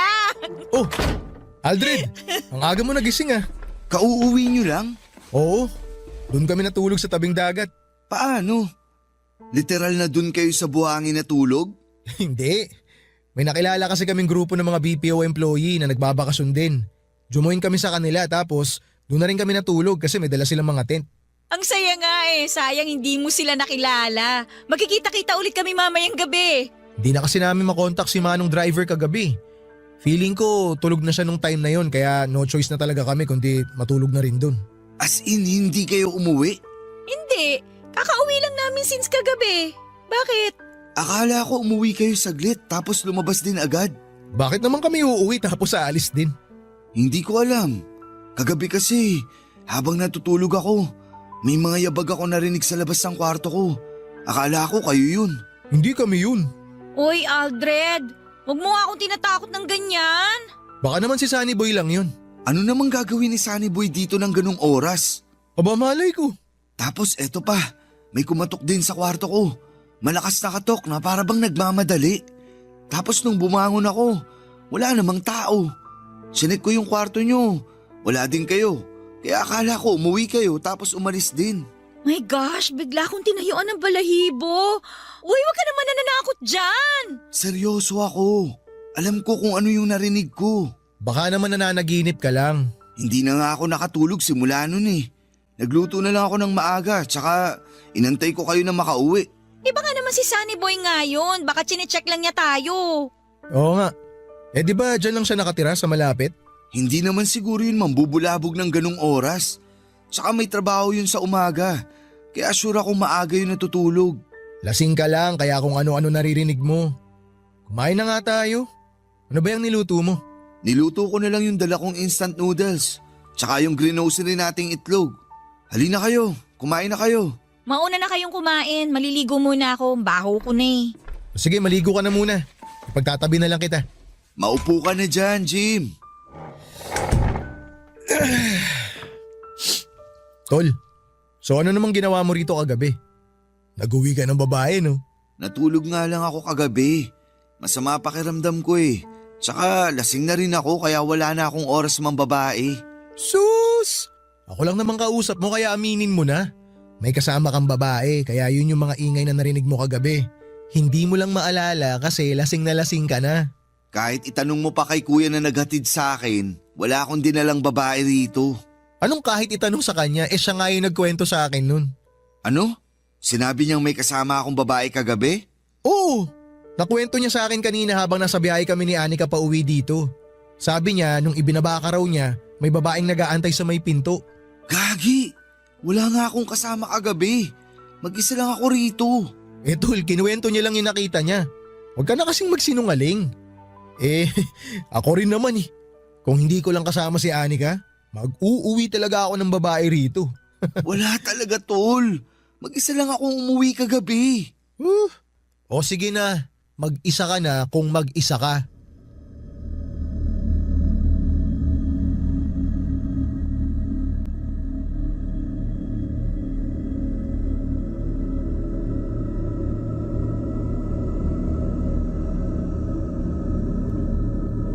Papadudot maniwala kayo sa akin, wala talaga akong kasamang umuwi ng time na yon. Wala rin akong nakitang babae sa transient house namin katulad ng sinabi ng tricycle driver na naghatid sa akin. Basta ang alam ko lang ay totoo ang mga narinig ko ng gabing yon at hindi ako nananaginip. Kinahaponan ay nagpunta naman kami sa mga tourist destination sa La Union. Binisita namin ang bahay na bato, ang Macho Temple at nagpunta rin kami sa casino para maglaro. Pagsapit naman ng gabi ay muli kaming nag-bar hopping. Hindi ko alam pero tuwing nasa labas ako ay bigla na lamang nawawala ang sakit ng katawan ko. Pero kapag nasa transient house ako ay para bang ang bigat-bigat ng pakiramdam ko. Sa second night namin ay sina Jim at Anika naman ang maagang umuwi dahil pareho raw silang pagod. Alam kong gusto rin nilang magkaroon ng quality time na dalawa kaya naisip kong magpaiwan na muna. Ipinagpatuloy ko ang pag-inom sa huling bar na pinuntahan namin hanggang sa nagsara ito. Pagsabit naman ng 3:00 ng madaling araw, ay hindi ko na makontak ang tricycle driver na magsusundo sa akin kaya naisip kong mag-commute na lamang. Sumakay ako ng jeep at pagkababa sa lugar ng transient namin ay nilakad ko na lamang ito, Papa Dudut, dahil wala akong maantay na tricycle na pwedeng sakyan. Walang masyadong ilaw sa daanan papunta sa transient namin. Habang pauwi, pakiramdam ko noon ay may kasama akong naglalakad. Kung hindi lang ako lasing noon ay baka kumaripas na ako ng takbo papunta sa bahay. Pagkarating sa transient ay may nadatnan akong tao sa may sala. Patay ang ilaw. Pero kahit madilim ay alam kong si Anika yon dahil nakasuot ito ng puting dress na mahaba. Tumambay na muna ako sa sala. Umupo sa upuan sa harapan niya. Saka ko ikinuwento na naglakad lamang ako pauwi, Papa Dudut. Pero hindi niya ako sinasagot.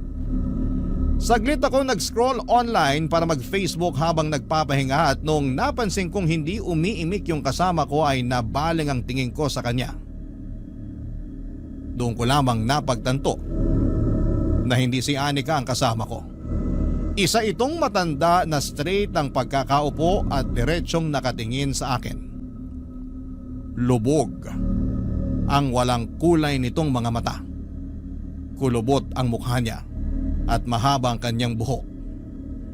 Napakaripas ako ng takbo at agad na nagpunta sa kwarto nila Jim para humingi ng tulong.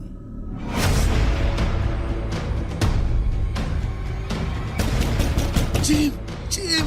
Gumising kayo dyan! Balagbag naman kung makakatok. Aldred! Nauuwi mo lang ba? Bumangon ka dyan! May matanda sa sala! Matanda? Anong matanda pinagsasabi mo? May nakita akong matanda sa sala! Bakit ba ayaw niyong bumangon dyan? Teka nga babe, bubuksan ko lang yung pinto. Ang ingay mo naman, Aldred. Ano bang meron? Asan yung matanda sinasabi mo? Halika, samahan niyo ako. Nandun siya sa sala. Anong matanda? Okay ka lang ba? Ba't naman magkakaroon ng matanda rito? Asan ulit? Sa sala? Halika, samahan niyo ako. Natatakot akong bumalik dun mag-isa eh. Ay nako, sige. Pakita mo sa akin. Nasaan? Dali, lumakad ka ron. Samahan kita. Sandali, hintayin niyo ako. Huwag niyo akong iwan dito. Nadatnan ko siya kanina pagkarating ko. Akala ko nga si Anika yun eh. Tinanong ko pa siya kung bakit di pa siya tulog. Kanina pa kami tulog ni Jim. Tsaka paano magkakaroon ng matanda rito? Nakalak yung pinto. O nandito na tayo sa sala. Nasaan yung sinasabi mo matanda? Nandito siya kanina. Nakaupo siya dyan. Magkatapat nga kami. Anika, pakibuksan mo nga yung ilaw. Wait lang. Nasaan na yun? Nandito lang yun kanina. Nakita ko siya, tol. Maniwala kayo sa akin. Sandali nga lang, huminahon ka muna. Ikwento mo sa amin yung buong pangyayari. Sige. Nung pagkababa ko ng jeep galing sa bar, wala akong mahanap na tricycle. Kaya naglakad ako pa uwi rito. Tapos, habang naglalakad ako, pakiramdam ko may sumusunod sa akin. Sa labas pa lang, nanlalamig na ako eh. Bakit hindi ka nagpahatid kay kuya na driver ng tricycle? Hindi ko na siya makontak. Madaling araw na rin kasi. O tapos, ano nangyari pagkarating mo rito? Pagbukas ko ng pinto, walang ilaw tapos naaninag ko yung matanda na nakaupo dito sa sala. Akala ko si Anika yun kaya umupo rin ako para kausapin siya. Kinausap mo? O ano sabi? Wala, hindi siya sumasagot. Tapos habang nagsa-cellphone ako, tinignan ko siya for the first time. Doon ko na-realize na hindi siya si Anika. Matanda siya, tol. Galit na galit siyang nakatingin sa akin. Ay, tapatin mo nga ako, tol. May tinira ka ba sa huling bar na pinanggalingan mo? Lakas ng amats mo eh. Wala akong tinira na drugs. Hindi ako nagsisinungaling. Maniwala kayo. Totoo yung nakita ko. Sige na. Tama na yan. Tumataas na yung balahibo ko sa mga sinasabi mo eh. Alam mo Aldred, tinatakot mo sarili mo. Yung kwento mo pa lang na parang may nakasunod sa'yo, dun pa lang gumagawa ka na ng ikatatakot mo eh. Lasing ka lang. Magpahinga ka na. Hindi, tol. Kahit nakainom ako, alam ko yung mga nangyayari. Tol, hindi ako maniniwala sa'yo hanggat hindi ko nararanasan yung mga sinasabi mo. Matulog ka na lang. Sandali, pwede bang sa inyo na lang muna ako matulog? Natatakot ako eh. O sige, doon ka lang sa lapag ha. Samahan mo ko sa kwarto. Kukunin ko lang yung kutsyon ng kama ko ron. Ay, para ka namang bata eh. Halika na. Salamat.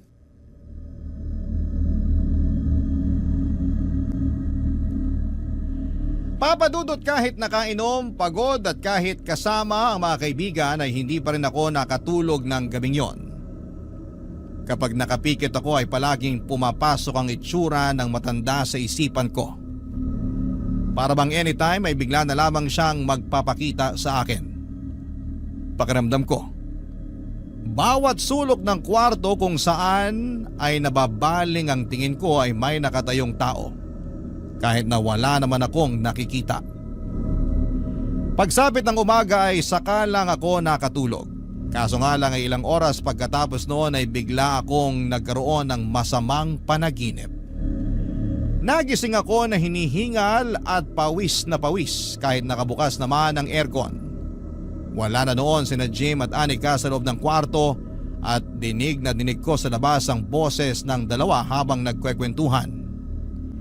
Sinubukan kong bumangon pero hindi ko may galaw ang katawan ko, Papa Dudut.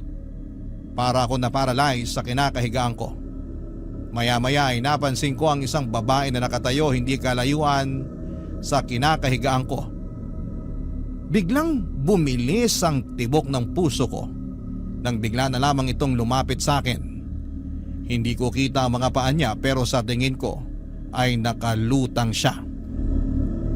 Tumigil siya sa may paanan ko at muli kong nakita ang mukhang nagbigay sa akin ng trauma.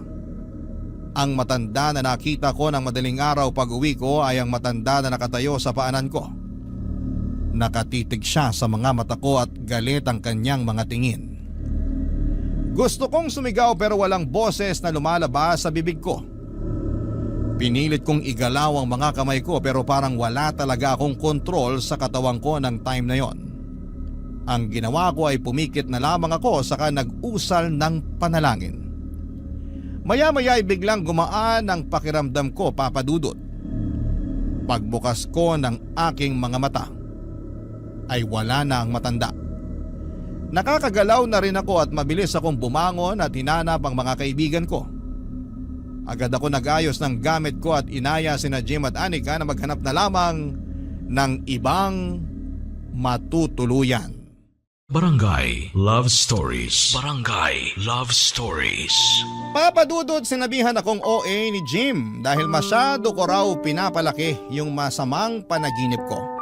Para sa akin ay hindi panaginip ang mga nangyari. Totoo ang mga nakita ko at 2 beses na nagparamdam sa akin ang matandang yon. Pero dahil malapit na rin namang matapos ang bakasyon namin, ay hindi na pumayag sina Anika at Jim na lumipat ng matutuluyan. Total ay uuwi na rin kami at hindi na kami umalis pa sa transient na yon hanggang sa matapos ang bakasyon namin. Wala akong ginawa noon kundi ang bumuntod sa 2 kong kaibigan kahit saan sila magpunta. Ayoko noong maiwang mag-isa dahil baka bigla na namang magpakita sa akin ang matanda. Simula kasi noong may nagparamdam sa akin ay para bang lagi nang mayroong elementong nakabuntot sa akin. Lagi akong tinatayuan ng balahibo.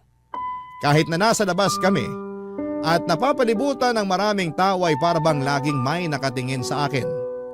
Nanlalamig ang buong katawan ko at laging mabigat sa pakiramdam yon. Sa huling gabi namin sa San Juan ay nag-request sina Jim at Anika na mamamasyal silang 2 na hindi ko na kailangan pang sumama. Gusto raw nilang magkaroon ng moment bilang magkasintahan. Ayoko sanang pumayag dahil ayokong maiwang mag-isa sa transient pero pagod na rin ako noon at masama na rin ang pakiramdam ko. Noong iniwan nila ako ay tumambay lamang ako sa labas ng transient at doon ko hinintay ang pag-uwi ng mga kasama ko. Doon ay nadatnang ko si Sunny Boy na magtitirik sana ng kandila sa harap ng transient, Papa Dudut.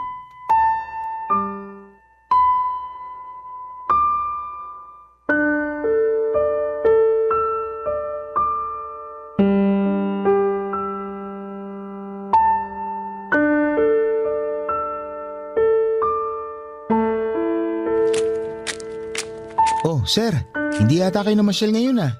Hindi na. Medyo masama pakiramdam ko eh. Ganun po ba? Sayang naman yung pagpunta nyo rito kung hindi nyo masusulit. Nasulit ko naman na kahit paano. Marami kaming pinuntahan kaya siguro napagod na rin tong katawan ko. Nasaan po pala yung mga kasama nyo? Hindi ba 3 kayo? Lumabas silang 2. Nag-date bago kami bumalik sa Manila bukas. Ang tagal nga nila eh. Kanina ko pa sila hinihintay. Magdidilim na, wala pa sila. Baka pauwi na rin po siguro yung mga yon.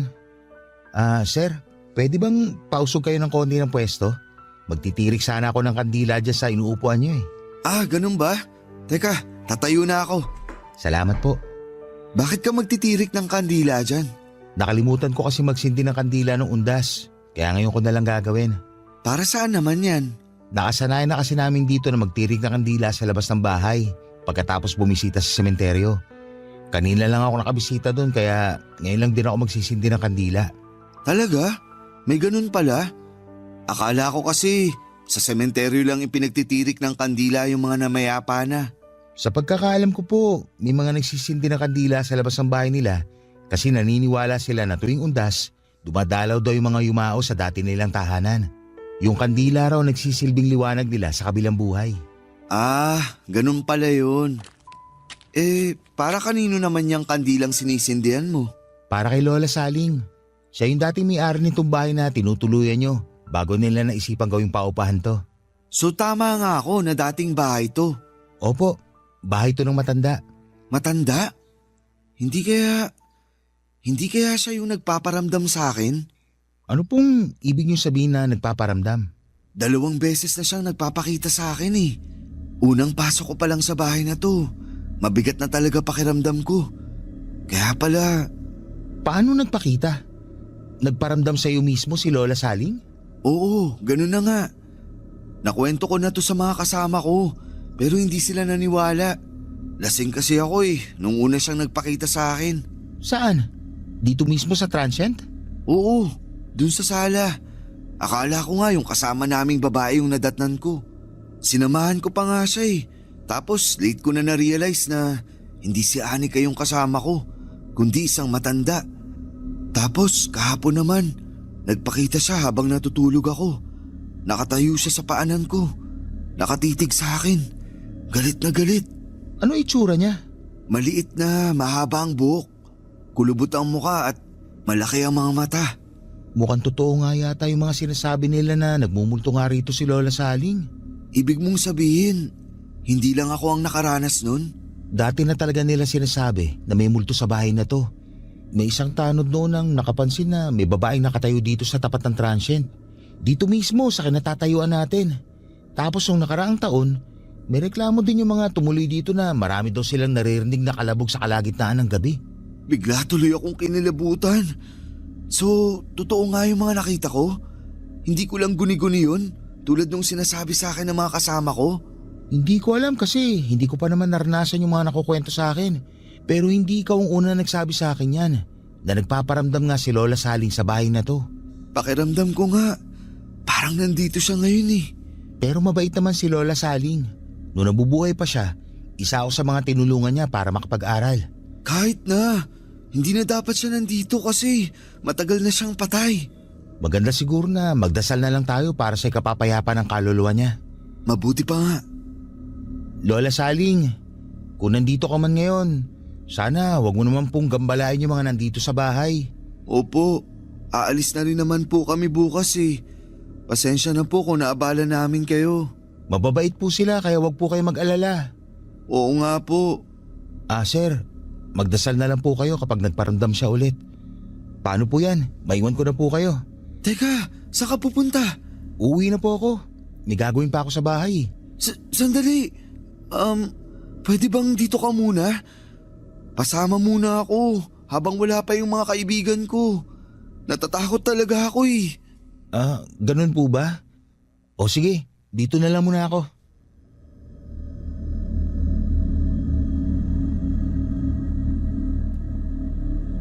Habang wala pa sina Jim at Anika ay sinamahan ako ni Sunny Boy sa transient house.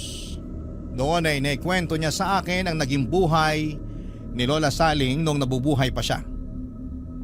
Kilala na pala na haunted ang transient na tinuluyan namin kaya walang masyadong umuupa doon na tao.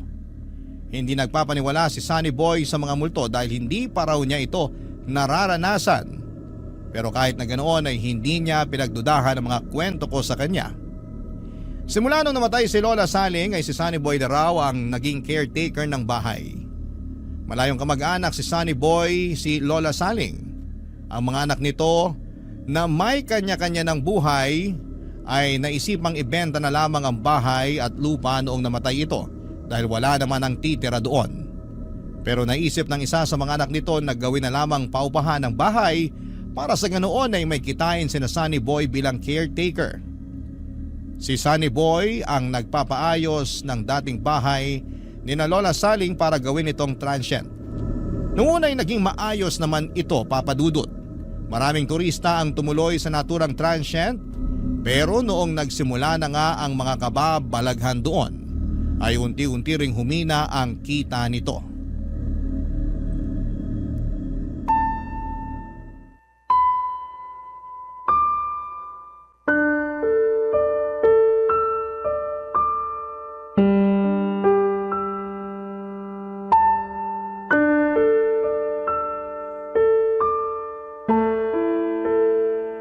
Dating teacher si Lola Saling kaya medyo may pagkamasungit siya, saka istrikta. Pero sa amin mabait siya. Kami na yung tinuring niyang anak simula nung nagsialisa ng mga anak niya. Ilan ba ang anak ni Lola? 4 silang lahat. Yung 2 nakatira na sa abroad. Yung 2 naman nasa Maynila. Siya na lang mag-isang naiwan dito noon. Yung asawa niya? Maagang nabiyuda si Lola Saling. Bata pa lang daw yung mga anak niya noon nung naaksidente ang asawa niya sa daan. Ang totoo niyan, itong transient na to ang unang naipundar nila mag-asawa. Kaya alam ko kung gaano kahalaga ang bahay na to para kay Lola Saling. Noon ngang nalaman kong plano nilang ibenta tong bahay na to, nalungkot ako eh. Mabuti na lang, naisipan nila tong gawing transient. Pero medyo luma na rin kasi tong bahay. Nasabi mo 'di ba na wala nang masyadong umuupa rito? Oo, medyo matumal nga. Malayo din kasi ito sa sentro eh. Minsan, yung mga nagiging customer namin yung mga wala na talaga matuluyan katulad ninyo. Pero sa tingin mo, bakit naman kaya nagpaparamdam si Lola Saling sa mga tao? Hindi kaya may gusto siyang ipaiwatig? Hindi ko alam. Hindi rin naman kasi siya nagpaparamdam sa akin eh. Ni anong klaseng kababalagan, wala akong naramdaman sa pamamahay na to. Baka naman ayaw niyang gawing paupahan tong bahay niya. Sabi mo, mahalaga tong bahay na to para sa kanya eh. Baka ayaw niyang may ibang tao siyang nakikita rito. Naisip ko na rin yan. Noong nabubuhay nga siya, galit na galit siya sa mga turista eh. Bakit naman? Kasi nung araw, dyan sa may bukana ng barangay namin, dyan sa may pasukan, may nagtayo ng inuman. Parang bar? Oo. Sumisikip na kasi noon yung nightlife dito sa San Juan. Kaya isa-isa nagsulputan yung mga bar. Dahil sa bar na naipatayo malapit dito, dumami ang mga tao, ang mga turista. Galit na galit noon si Lola Saling. Bakit naman siya nagalit? Paano naman kasi matutulog yung matanda kung gabi-gabi siyang binubulabog ng ingay ng mga taong dumadaan galing sa galaan? Nasira daw yung katahimikan ng lugar dahil sa mga mahilig uminom na walang ibang ginawa kundi ang magkalat at magwala. Sa bagay, may punto nga rin naman siya. May pagkakataon nga noon na may nag-aaway dito mismo sa harap ng bahay niya. Ang ginawa niya, kumuha siya ng isang palangganan ng tubig saka ibinuhos sa nag-aaway. Paano naman siya namatay? Siguro dahil na rin sa katandaan. Dadatnan na lang namin siyang walang buhay dito sa sala ng bahay niya. Nakaupo sa rocking chair, hindi na gumagalaw, hindi na humihinga. Hindi niyo na siya itinakbo sa ospital? Hindi na, dinerecho na namin sa punerarya. Kaya hindi na rin namin nalaman kung anong rason ng pagkamatay niya. Ngayon alam ko na kung bakit siya sa sala nagpakita. Doon pala siya namatay. Tapos yung kwarto na sinasabi mo kung saan ka binangungot, yun yung kwarto niya nung nabubuhay pa siya. Grabe, tumatayo balahibo ko. Kaya nga sabi ko, Ha? Walang kuryente? Brown out? mukhang wala nga. Sandali, may extra kandila akong naiwan sa labas. Kukunin ko lang. Sandali, tol. Huwag mo akong iwan dito. Diyan lang naman oh. Teka, ano yun? Nakikita mo ba yun? Ang alin? Dun sa may bintana, sa tabi ng pinto. Parang may nakasilip na matanda. Sir, huwag niyo naman po akong takutin. Hindi kita tinatakot. Tingnan mo kasi. Tao yun, di ba? Nakatingin siya sa atin. Sir, sige ha. Mauna na po ako sa inyo. Baka hinahanap na po ako sa amin. Sandali! Huwag mo ko iwan dito.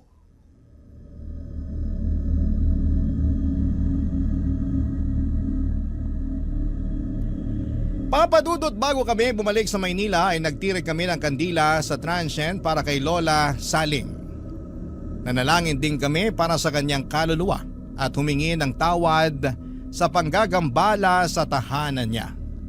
Pagkatapos noon ay nagpaalam na kami kay Sunny Boy na noon ay nagsimula na ring matakot sa naturang bahay matapos makaramdam ng kababalaghan. Sobrang lala ng trauma na sinapit ko ng mga panahong yon, sa puntong halos 2 buwan din akong natutulog na bukas ang ilaw. Dumoble noon ang bayad ko sa kuryente dahil bawat sulok ng apartment ko ay nakabukas ang ilaw. Hindi pa rin kasi mawala sa isipan ko noon ang itsura ni Lola Saling noong gabing nagpakita siya sa akin. Paminsan-minsan ay dumadalaw pa rin siya sa panaginip ko. May pagkakataon noon na natatakot ako dahil baka bigla na lamang siyang magpakitang muli.